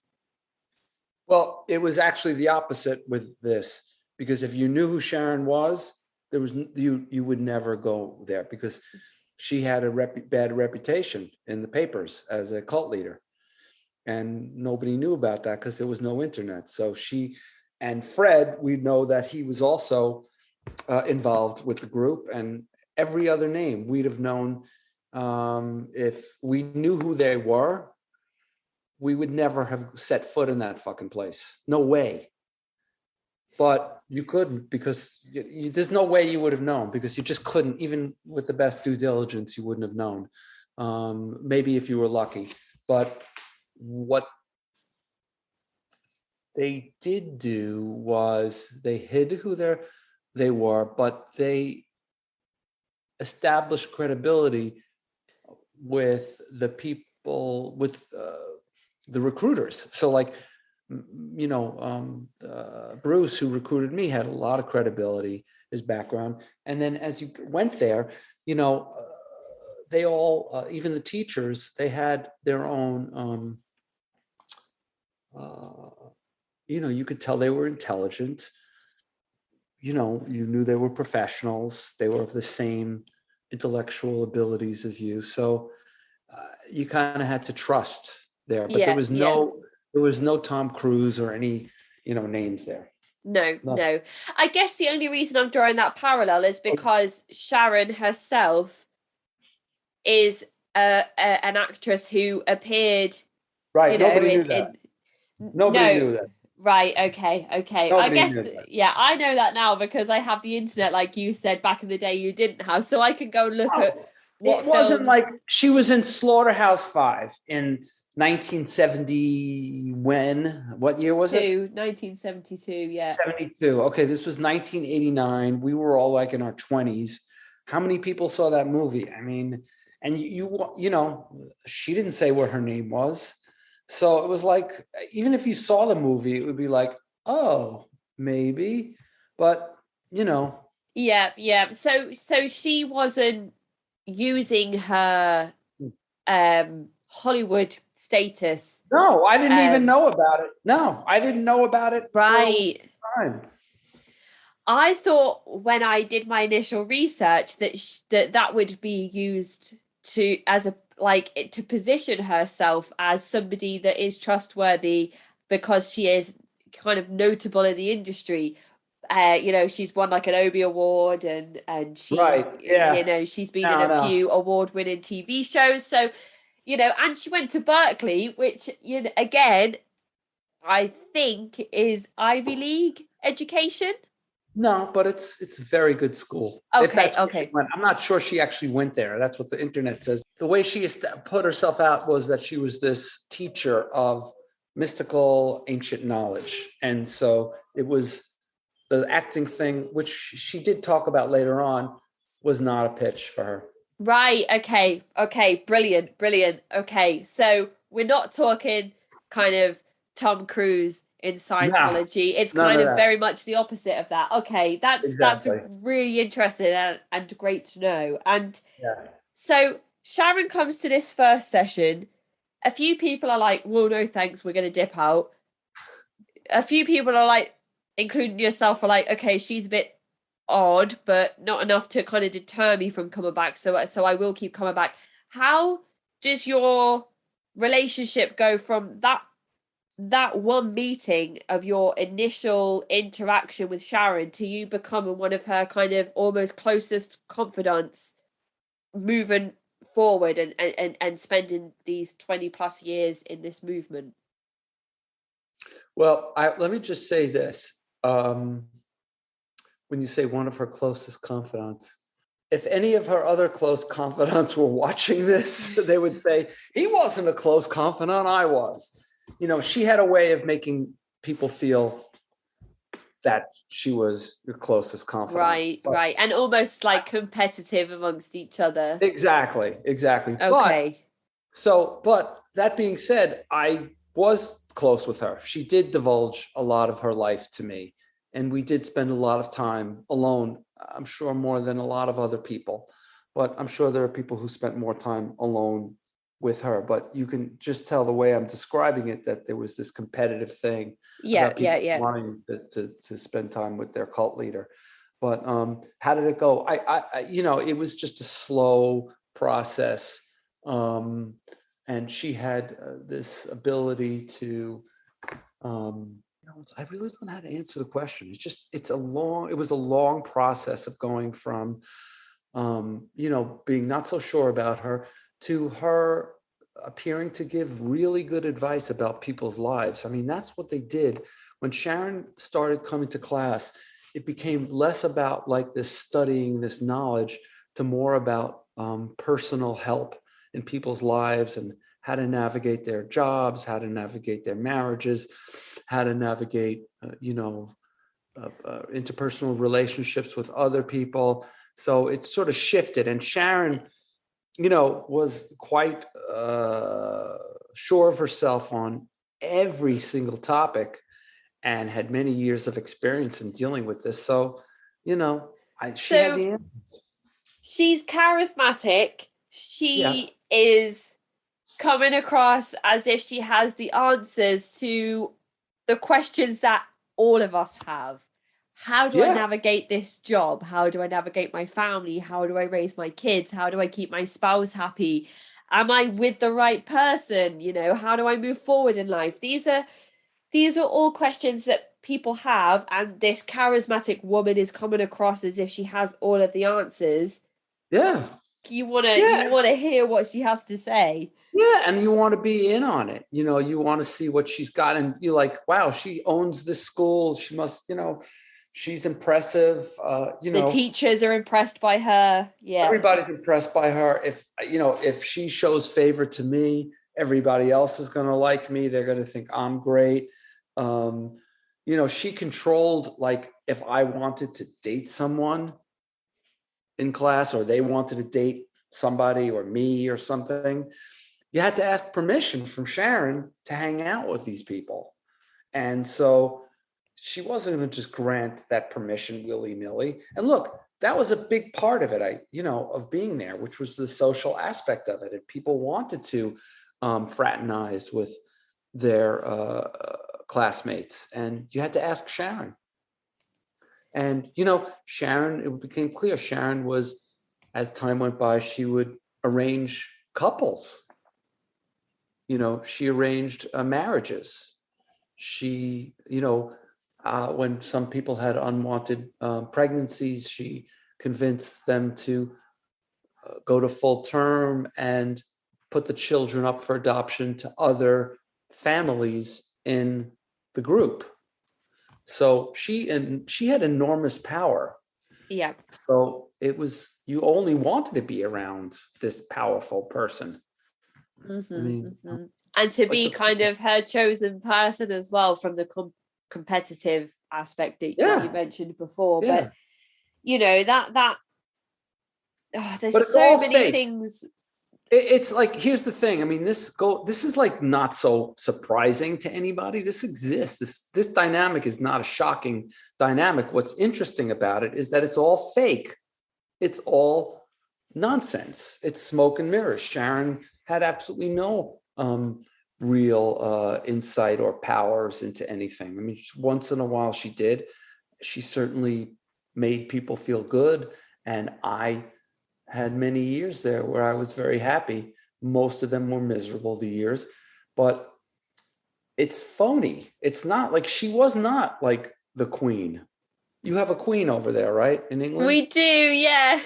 She's really Lizzie. the queen. She's Queen Elizabeth. She's really a queen. She's born into this, family, and she does a lot of things, and there's a history, and she does her thing. Okay. Yeah. Sharon was not born a queen, but she pretended she formed her own kingdom with subjects, and that's what she wanted. But she wasn't a queen or anything. She was just a sociopath. So hang on. So there's so many things, right? Let me just go. Yeah. Sharon comes along to a few of these sessions, and then it sounds from what you've said like she becomes a regular person in your life. Like, you see her more often than not. So is she kind of at the ranch when you're expected to go? Are you spending more one-to-one time with her in the evening sessions that you attend? Talk us through how that relationship develops, and then we can talk about how she then ends up having more influence over the members to kind of do things like give up their children. Yeah. Okay. So the reason, well, she started to come to class more regularly, like once a week. So we expected to see her once a week, although she didn't always attend. That was one way we saw her more. Then she started to invite select students, like 20 out of the 60 that were in the class, to come to Montana, to her ranch for a couple of weeks, where you worked one-on-one with her, where she'd meet with us throughout the day. I mean, that's a whole nother chapter about what went on out there. But Right. that was like, we would see her, for one very lengthy meeting during the day, and then for dinner, for hours. We would spend with her. The rest of the time we were working and doing building and construction projects at her ranch. But she only invited certain people to go to that. There were people who usually had more money and they could afford to go to it. And although that wasn't ever said, it was, we were told we were the more advanced students, right? Which, it wasn't until later on that I sort of figured, oh, well, they only invited, Jimmy and Mary and Bobby, and they all, make more than, Kathy and Randy, whatever. So that, when I started to go on Montana retreats, she called them, I spent more time with her and I got to know her more. Yeah. And she got to know me more. And she wanted to have closer relationships with those people. And, she had a lot of influence on those people. And so that was really how it developed. Right. Okay. And then she goes on to have kind of so much influence over people that, as you mentioned, they're willing to give up their their newborn children to families in the group that can't have children, or are kind of after a few more children. How does that work? This is secondhand. The whys. Okay. I don't really know why it happened. I am going to guess that at least a couple of situations, they were, unexpected pregnancies that occurred. And Sharon, and there were families women and couples in the cult also who could not conceive. Okay. And so she arranged for the children to be, instead of people having abortions, to give up the children for adoption. But they were all privately done. And there's a lot of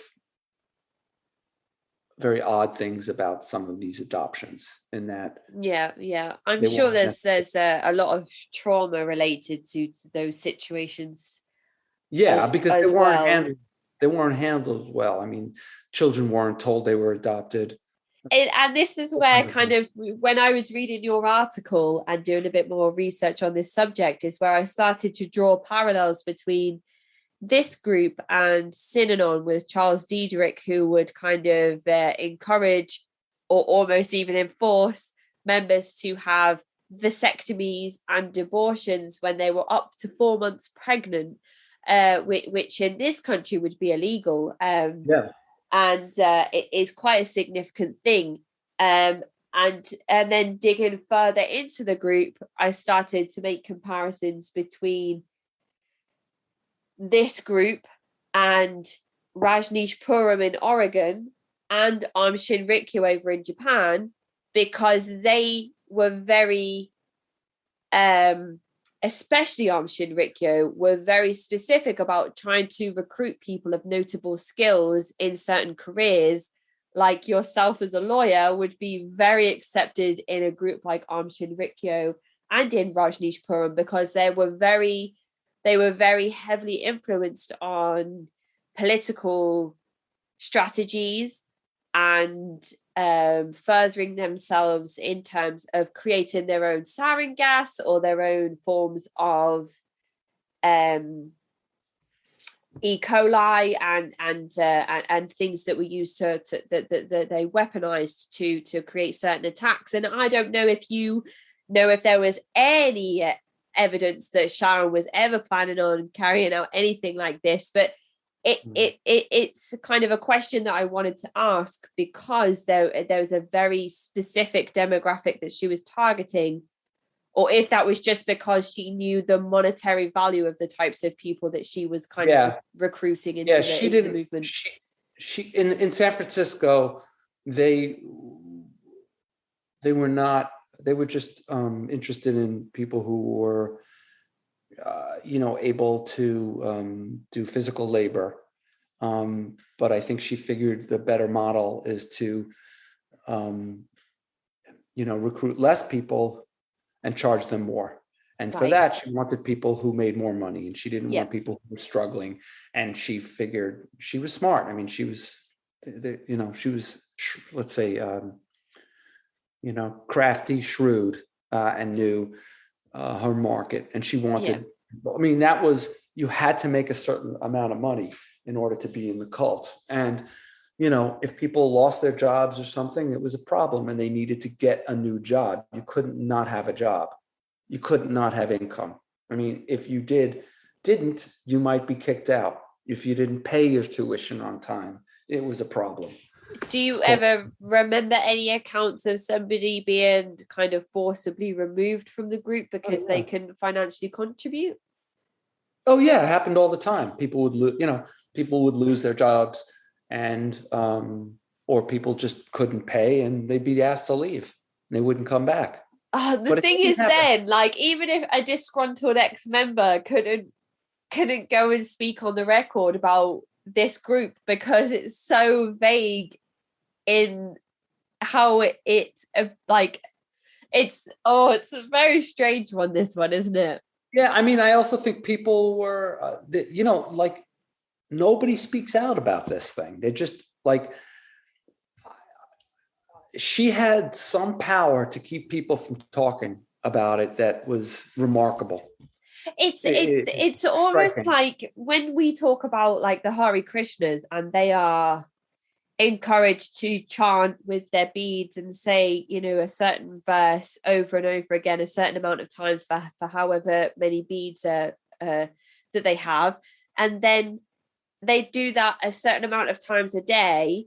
And it's almost like how many times it's like 21 days to form a habit or something like that? Yeah, something like that. So how many times a day do you have to say or think this is a secret for you to then leave the group 5 years later, and even 15 years later still be saying this is a secret and not mention it or not speak about it to anybody, because you're so hardwired at that point to not be able to talk about it because it's a secret. And these again are the things that are often stigmatized, that we need to discuss when they get the opportunity on these in these short interviews, because I don't know how long it must take, and it must vary person to person depending on kind of what tools they have at their expense to be able to come forward and say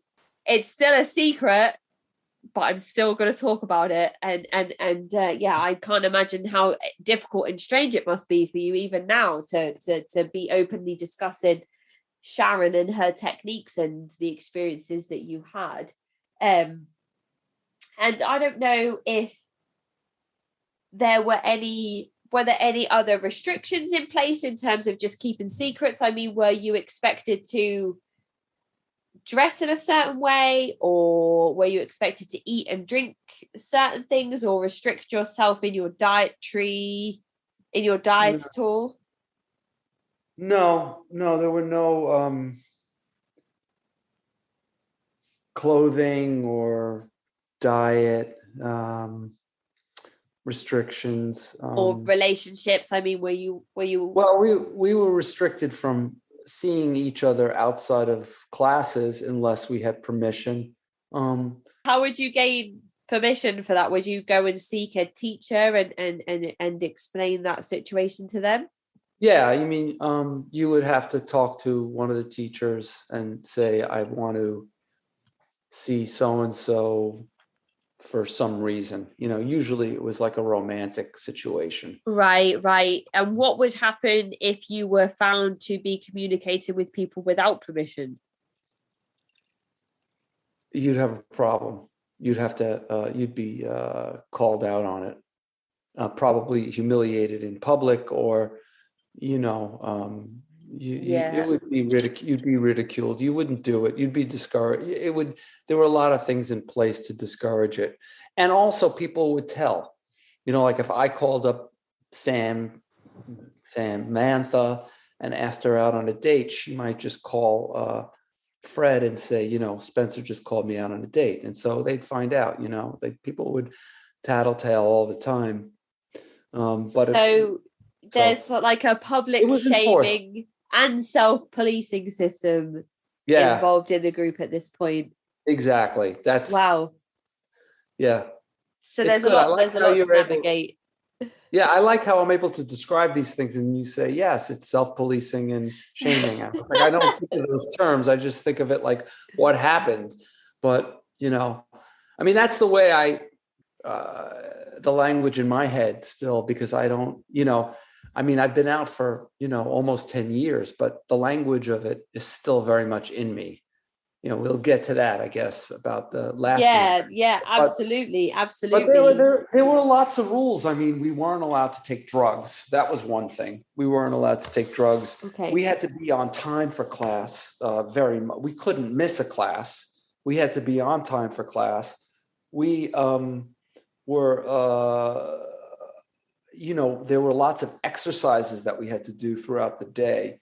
We had to do this thing called self-observation, where we had to write down our thoughts during the day. We were required to, 3 times a day, we were required to say a mantra 5 times a day.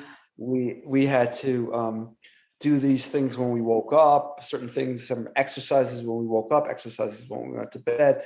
So your whole day is all kinds of, what's that called? What would you call that? Yeah. So, okay. So here's here's the very kind of systematic approach towards everything focused on the group. You're already dedicating so much of your free time to the group in the evenings, but now during the daytime, even when you're carrying out other activities which aren't necessarily related to the group, you're having to bring your thoughts back to the group and the mission of the group and the teachings of the group through things like saying mantras, which again is going back to sort of what the Hare Krishnas do with their beads and spending so much of their time doing the meditation. Right. It leaves up very little space in your mind for anything that isn't revolving around this group and the group practices. And so it always keeps them at the forefront of your mind, which means that there's not a lot of space for free thinking, critical thinking, doubt, questioning, because there's a list of instructions that you need to carry out and very cleverly spaced out so that there's just a amount of time left for you to, not have those questions or seeds of doubt transpire into anything more than just things that can be kind of brushed away. Right. And plus I wouldn't tell anybody about any of this stuff. Absolutely, so, the first time I told somebody about this whole group was like, a few weeks before I left. I was kind of on the fence to go. And once I told them about it, they were like, are you kidding me? Really? You're in a cult, I was like, what? But that's another long story. We're not there yet. That's in the book. There's a lot in the book, and we're going to talk about the book at the very end. But hold on. I'm not trying to. I just want to add something about this filling up your time. Like I'm thinking, like I just told you at the beginning, it was like, oh, we went 2 nights a week, but no, it was so much more.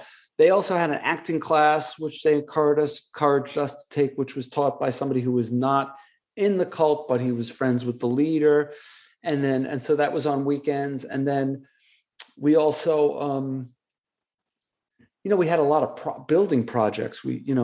Sharon had homes, so not me, but a lot of other people helped build. I did a lot of construction out in Montana, compound in Pauling. Sharon's had a house in the Hamptons, and a lot of people worked on that. Right. Our apartment people worked on. So these things would take a lot of time, and they were done with secrecy. When Sharon's husband was dying, I was asked to stay with him, stay at their home for nights on end as a caretaker. Sharon had me as a chauffeur. I also cooked meals for Sharon. A lot of people cooked meals for Sharon. Before classes at night, a lot of people would come early and work hours to get the class ready. And people would stay late to clean. People would spend hours on all kinds of things, laboring for them for no money. I mean, in fact, we paid them to work for them. I mean, we just labored and labored. It was quite the switcheroo. And when it came down to kind of Sharon leading these groups and kind of and taking the leadership of these sessions as opposed to the teachers that you had at first, what would you say was Sharon's leadership style? It was very different than the other teachers. The other teachers' style was much more formal and more focused on the teachings in the books, the Fourth Way teachings of Gertrude and Ouspensky. Sharon's was just a freewheeling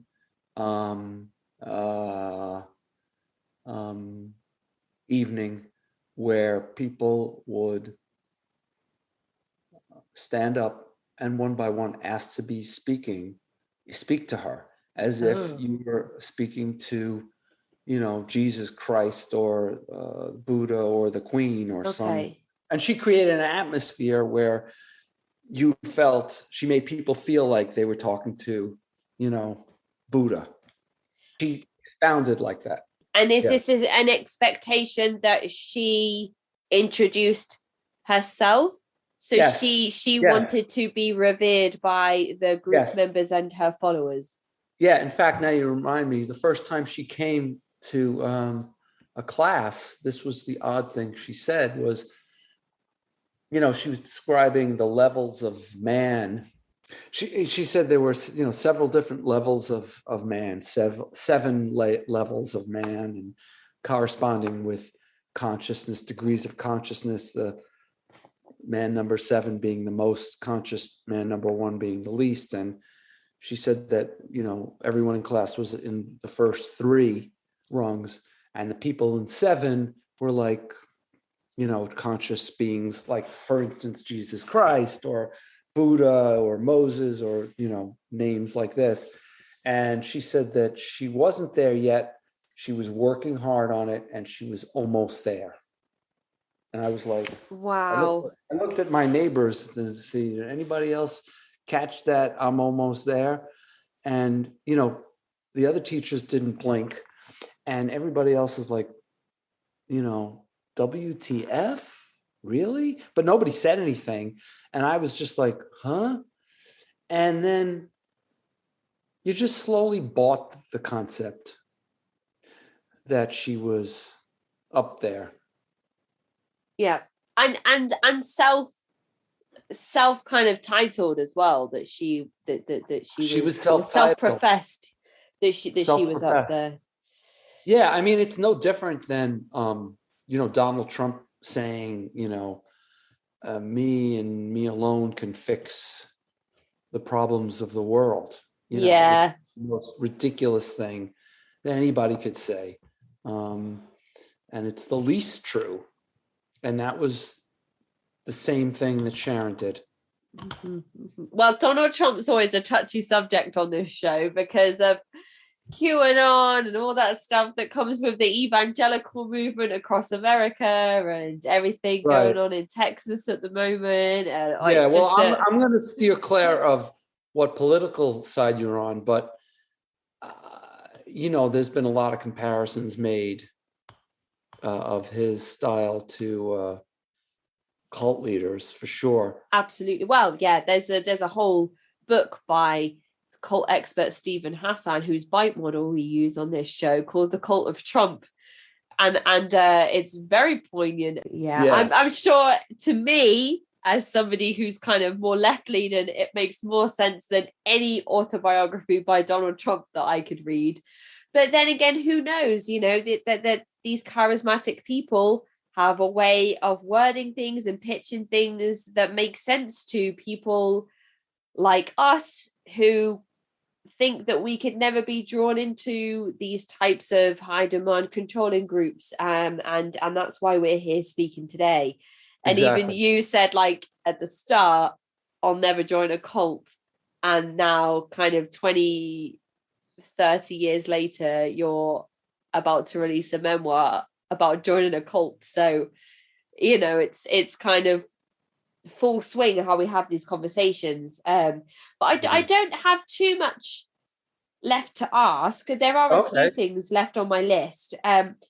Please. I just wanted to know if under Sharon's rule specifically, kind of once you've moved away from these other teachers that you did respect and have kind of a certain level of admiration for, who had the same level of respect and admiration for that person one step above them, kind of like a hierarchy or pyramid, which was Sharon, who then started teaching you and a smaller group, kind of close knit. If Sharon herself had any kind of forms of punishment that she would inflict on members that broke rules or anything like that might kind of put it into place or cement any kind of totalitarian approach to the group that she may have had. Yeah, well, her word was final, and she was impetuous, and I've seen her, you know, basically kick people out of school, people who'd been in for years, whose family was there, and she would ask someone, you know, throw somebody out of the room, and they would never come back, and they'd be shunned. You know, usually the punishment was intense ridicule and shaming, public shaming, which was devastating for people. And there was not a single person I'd seen in the group who hadn't suffered that. Every single person had at some point or other been publicly shamed and ridiculed. Is that something that you experienced personally yourself? Oh, yeah. Tons of times. Can you give us like a specific example of when that had happened with you and Sharon? Oh, gosh. I don't know. She was early on, like one of the first times she came, and she looked at me and she said, how about you? Do you have anything to say? And I said, no, I'm just listening tonight. I don't have any comments, I don't have to say. Well, she just ripped into me and she said, she called me some names. I don't remember exactly what names, but she just ripped into me like, how dare you come into class unprepared and not ready to speak? If you don't speak at least every single time, you're going to be out of here. Now, that threat was really meaningful to me because I had been there already, a year and a half or something. I was already becoming dependent upon this place. And here she is threatening me to leave unless I come in and speak every time in class. Just say something, contribute. So it was humiliating. And I remember coming back in the next time and speaking about it. And the last time I saw her, she shrieked. I was in a very bad state at the end. I was, at my wit's end. I was spiraling down and suffering, tremendously and suicidal and all these bad things. And I'm sitting there in class. I'm sitting right in the front. And I remember sitting there, and I was just, sitting there, and she looked at me. She goes, "You're really negative, Spencer, and you need to snap out of it now." Now, it may not sound like much, but it was just the end of it for me. Mm-hmm. I mean, that was a humiliating, ridiculous statement for her to make. But I had many others. And people had worse than I did. So would you say that specific interaction between you and Sharon kind of marked the beginning of the end for you? Was that kind of where you became disenchanted slightly with the group at that point? By then I was pretty much on the way out. I mean, that was my last night there. but for the previous 3 or 4 months were really tough months for me. And the previous decade was pretty tough for me, but there were a couple of things that were keeping me in the cult. I mean, I had a marriage with somebody who was in the cult, and I was afraid that even though the marriage wasn't so good, I wanted to be in the marriage. And if I had left the cult, I would have lost the marriage.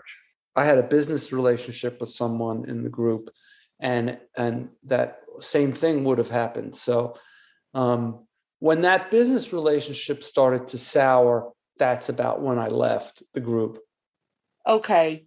From what you've just said there is where I start to draw lines between sort of this group and some of the struggles that people in things like Mormonism start to face, because their communities are so insular that if you needed roof repair or plumbing, as a Mormon family, that service would be provided by a Mormon kind of roof repair person or a Mormon plumber.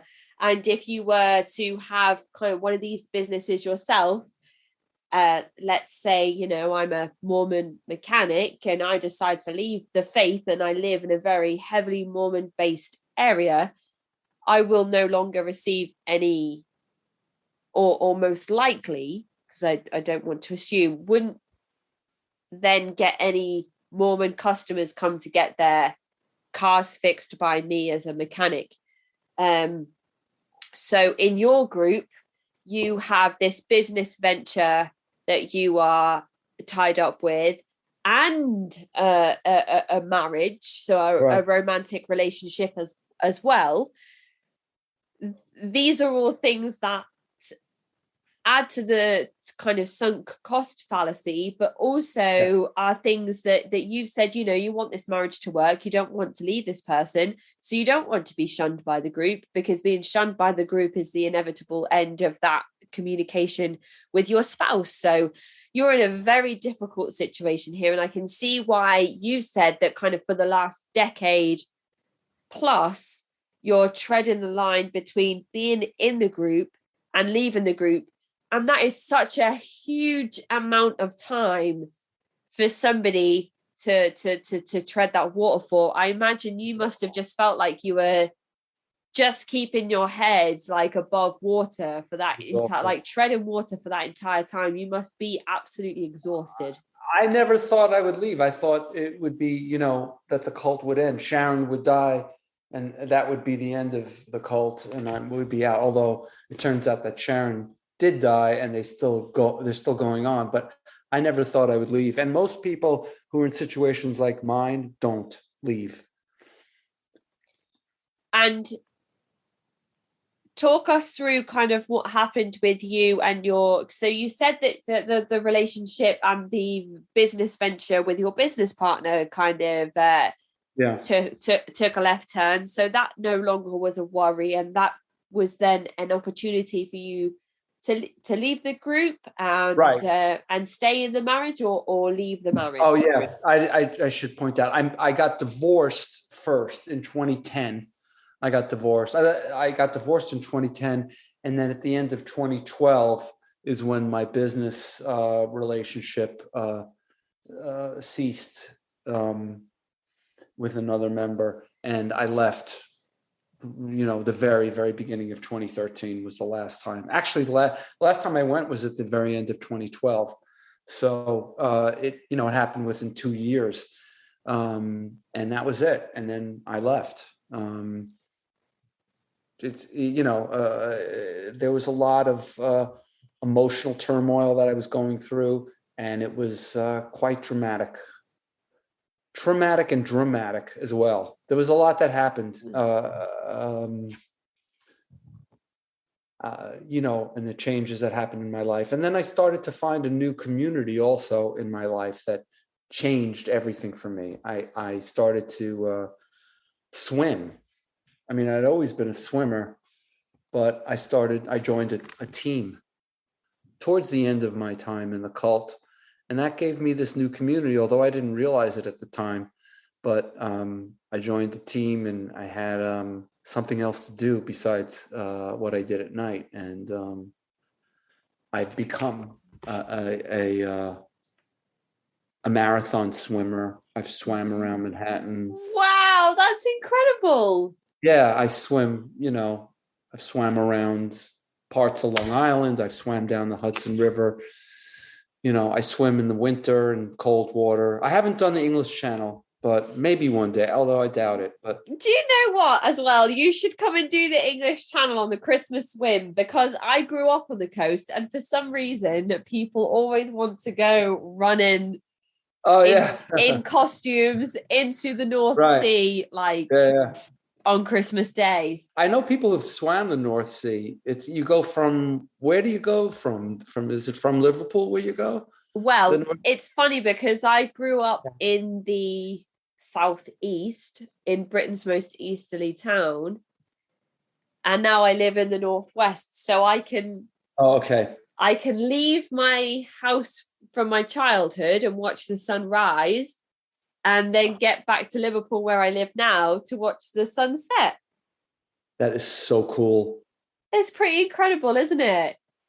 I remember many nights in my youth where we would camp on the beach and watch the sunrise. But wow, you yourself have experienced now this tumultuous change from being a part of this group and a part of this marriage and a part of this business agreement to then not being a part of any of these things. So when you say it was traumatic and dramatic, I think that's probably downplaying it. And I'm sure this again is something people can find in your book when it's released, these experiences and these changes that you go through and these things that you have to then navigate. So how, I mean, without giving us too much information, because I know these are the poignant moments in the book. No, I mean, I'll tell you anything. If you're still listening to this interview, folks, you're probably going to want to buy the book. I mean, I'm assuming, you haven't heard anything yet. I hope so. I haven't even gotten to the juicy, stuff. But no, seriously, I'll tell anything. I'm happy to. I'm not. There's no secrets. How did you officially leave? Like, did you give a letter? Did you give a speech? Did you speak to Sharon one-to-one? How was it that you actually said, like, I'm never coming back, this is me, I'm done? Well, what happened was at the very end, I was missing a lot of classes the last 4 months when I was in the group. And you weren't allowed to miss a class, unless you had a really good reason. You're supposed to go to class even if you were sick. And this would be kind of more public shaming if you were to miss a class? Yeah. And I didn't go to a class. It was my birthday, and I went out on a date with somebody.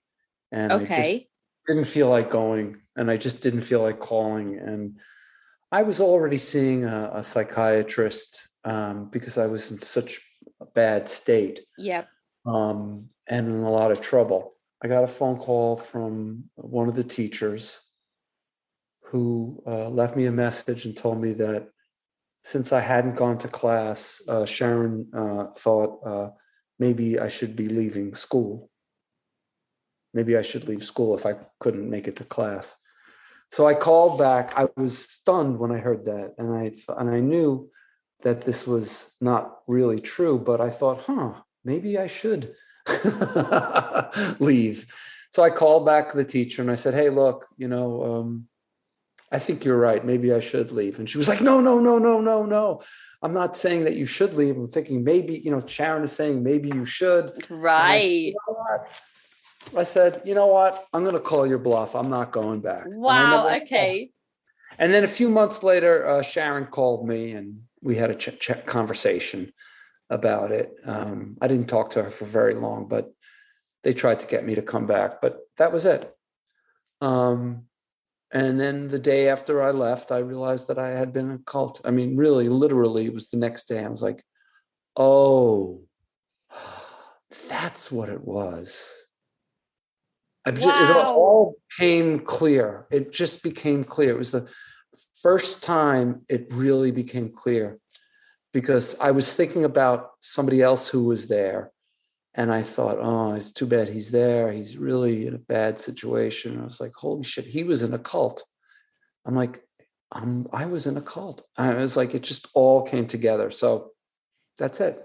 Oh my goodness. To have that the day after you leave, I don't think that's a very common thing to happen across people that leave these high demand groups. I don't think they have that epiphany so soon.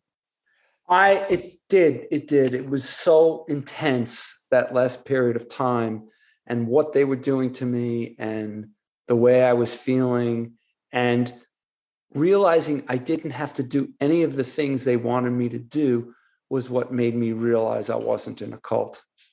So like, I didn't have to go and be on time. I didn't have to listen to what they were telling me to do. I didn't have to do these exercises. I didn't have to do these mantras. I didn't have to pay. I was like, there were like 12 different things I didn't have to do. It's like, who does 12 things for no reason? Only people who are in cults. So I figured I was in a cult. So it all came together. So that leads me perfectly like onto my next question. Like, what has life been like since you left this movement? Kind of what has it looked like in terms of recovery? And you've mentioned, you're still a practicing attorney. So talk us through kind of navigating the day where you had that epiphany up to where you are now.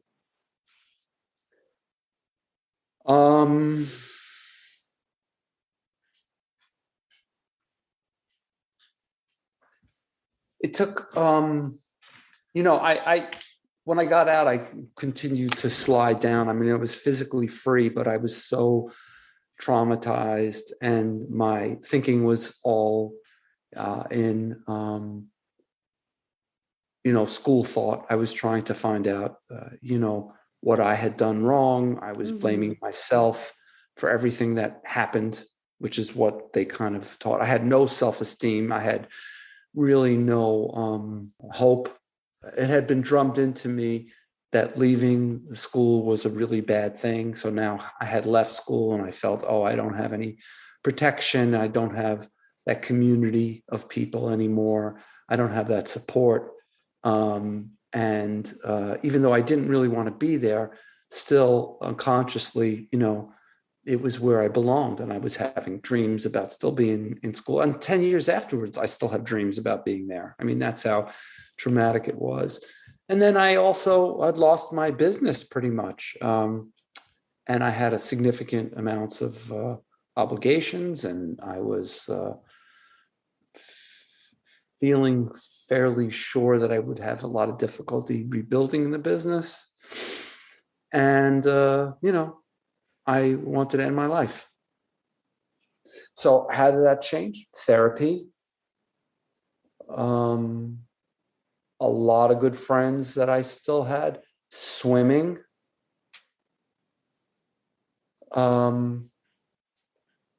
Treating myself better. But again, the therapy was the most important thing for me. Professional therapy. Very lucky to get it. Very lucky to afford it, and and medication. And is there a specific type of therapy that you accessed? Because some people talk about going to see generic therapists. Some people talk about going to see trauma recovery therapists. Is there any advice you would give in terms of accessing therapy for some people who might be listening today who have been through a similar experience? I went to a psychiatrist at one of the best hospitals in New York. I was very, very lucky to be able to see. He specializes in psychiatry. I mean, he was a general psychiatrist, and helping people who were in traumatic, abusive situations, I guess, is part of any kind of therapy. So it was talk therapy, but it was mostly talk therapy at first. I didn't have medication for about a year. Okay. And it took a while for him to figure out things, what was going on with me, and it took a while for me to understand too. And But I would recommend, someone who feels good. You got to go, and someone who feels right to you. If it doesn't feel right, don't go. You got to find somebody who feels really good. And just because they have a good recommendation, you don't have to go to somebody like a cult therapist, or I don't think. I mean, my guy was not. And, somebody wants to call me and I can give you my doctor's number, that's fine. But there are tons of great doctors, Absolutely. And I think, I was going to say, you don't have to go to a psychiatrist either. You can go to, a therapist, a psychologist. You don't necessarily need medication. I did. If you have suicidal thoughts, you should, immediately call up, the National Suicide Prevention Hotline immediately if you have those feelings. And you may have those feelings, 10 years after you got out of a cult. It's traumatic. It lasts a long time. I've got here on the 17th of December to release your episode, but also to include a link to the article you wrote. And I've also just wrote here to include a link to the National Suicide Prevention Hotline for America and the UK. So, yes. And also, I was going to say link if you, I don't have information about the release of the book is in July of 2022. It's going to be on Arcade Publishing. But, I guess it'll be, you can order it on, pre-order it, I guess, on Amazon, or your bookstore is probably a better place to buy it. But it's called Manhattan Cult Story. Manhattan Cult Story. So that was going to be definitely one of the questions I asked before we leave here today. Manhattan Cult Story, you can pre-order it now, but it will be... Well, I don't know if you'll be able to pre-order it in, in 2021, but you could look out for it. And if you want to be, told when it's orderable, you can email me. And what is the best email address to find you on? For me is Spencer, SPENCER 3000 @gmail.com. Yeah, the same one we've been using. That is super. That's super easy. Yeah, Spencer3000 @gmail.com. Right. So basically, your takeaway from therapy is find somebody that feels good for you, but talking is good. Even talking is good. It doesn't have to be on a public platform like this one. It can be on a one-to-one basis with your therapist, but talking is good if you find the right person that feels good to you.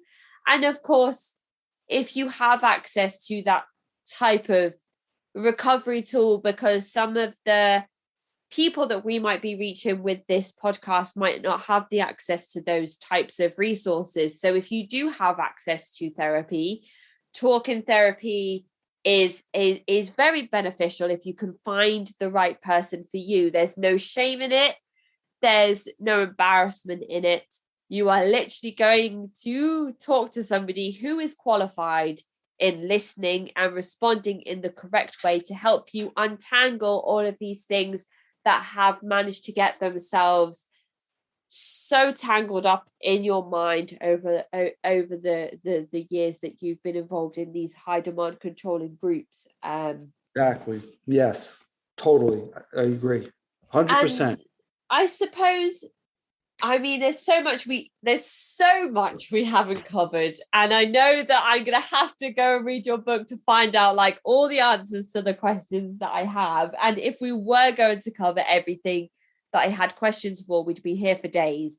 So my last question to you is to ask you if there's anything you think that we have missed about this group that is important to relay to listeners in case they themselves come across a group similar to this one, or themselves are recovering from a group that is similar to this one. Don't blame yourself. People get conned all the time, every day, it's usually because of your good nature, your openness, your kindness, your inquisitiveness, your desire for something, your vulnerabilities, your humanity, which are all, great things that make people who they are. You got caught in a cult because you had the bad luck of getting targeted by a criminal. People are conned all the time. So I would say that, think about that. If you're in a group and you're listening to this podcast, I mean, you're 90% of the way out. Because once you realize that you're in something like this, you can pretty much extricate yourself. Just if it's, I don't know. I really don't have any good advice on recognizing one if you're in one. But if you're watching this, you're probably in one. If you think you are, you're probably in one.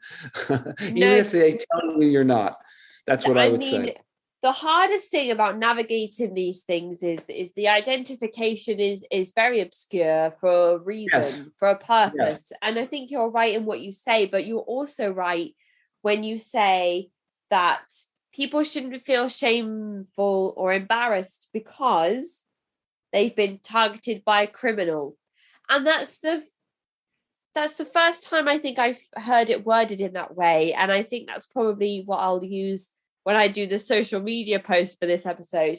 Targeted by a criminal is exactly what it is. You were targeted by Sharon, who wanted to further gain her control and power over people, put herself into a position of control to gain assets from people who have very successful career paths and monetary value, and not much other than that to Sharon herself. The monetary value itself being the crux of the reason why she pushed people so far into this movement with the thought reform that she enforced on people and the secrecy involved, because of the previous things that had come out about her and her partner when they were in San Francisco. So I think what you've said there, Spencer, about not feeling ashamed or embarrassed because these people have been targeted by a criminal, that's the most important takeaway, I think, from this episode. And that just leaves me to say thank you so much for coming and speaking with me on the show, for talking us through kind of like what we can expect from your book and the pieces of information that you will delve into deeper with your writing, and for letting us know that will be available from July 2022, probably wherever people buy their books from and their memoirs. And right, if we're lucky enough, maybe we'll even feature it on the podcast, because each month we run a monthly memoir giveaway. And yes, definitely. We would love to feature your book. I'll absolutely. You tell me and we'll do it. Tell me what I need to do. Yeah, that's super exciting. And yeah, definitely. I mean, can I tell you how much I enjoyed being on this? I enjoyed so much. This is I told you this is the best podcast on cults. And now I know, because of your deep dive, deep interest, and your exceptional knowledge and perceptions on it. And I'm really just delighted to have been interviewed by you. Thank you so much, Spencer. It's a privilege to have had you here today to talk to you at length about your experiences, to learn more about Sharon Gans herself and this warped kind of group that she created, and all of these very intelligent, intellectual, very successful people that she'd managed to bring into the fold with a very specific, meticulous methods of control that she put into place that I'm excited for listeners to learn more about through listening to this episode and reading your book once it's here. So thank you so much for your time today, Spencer. Thank you so much for speaking out on this subject, for allowing this information to come public, because who knows how many groups are in the shadows that we don't know about because they adopt this same extremely secretive methodology. And if it wasn't for people such as yourself, we would never learn about these groups, and we would never learn about the red flags and things to watch out for. So thank you so much for being here today. And I really, really hope that you enjoy the rest of your day. Thank you so much. It was so great to meet you. Take care, Spencer. Bye-bye. Bye, hon. Take care. That is the end of this week's episode. If you'd like to get in touch, you can email me at cultvaultpodcast@gmail.com or follow me on Twitter and Instagram at cultvaultpod. I'm your speaker, Casey, and this has been The Cult Vault.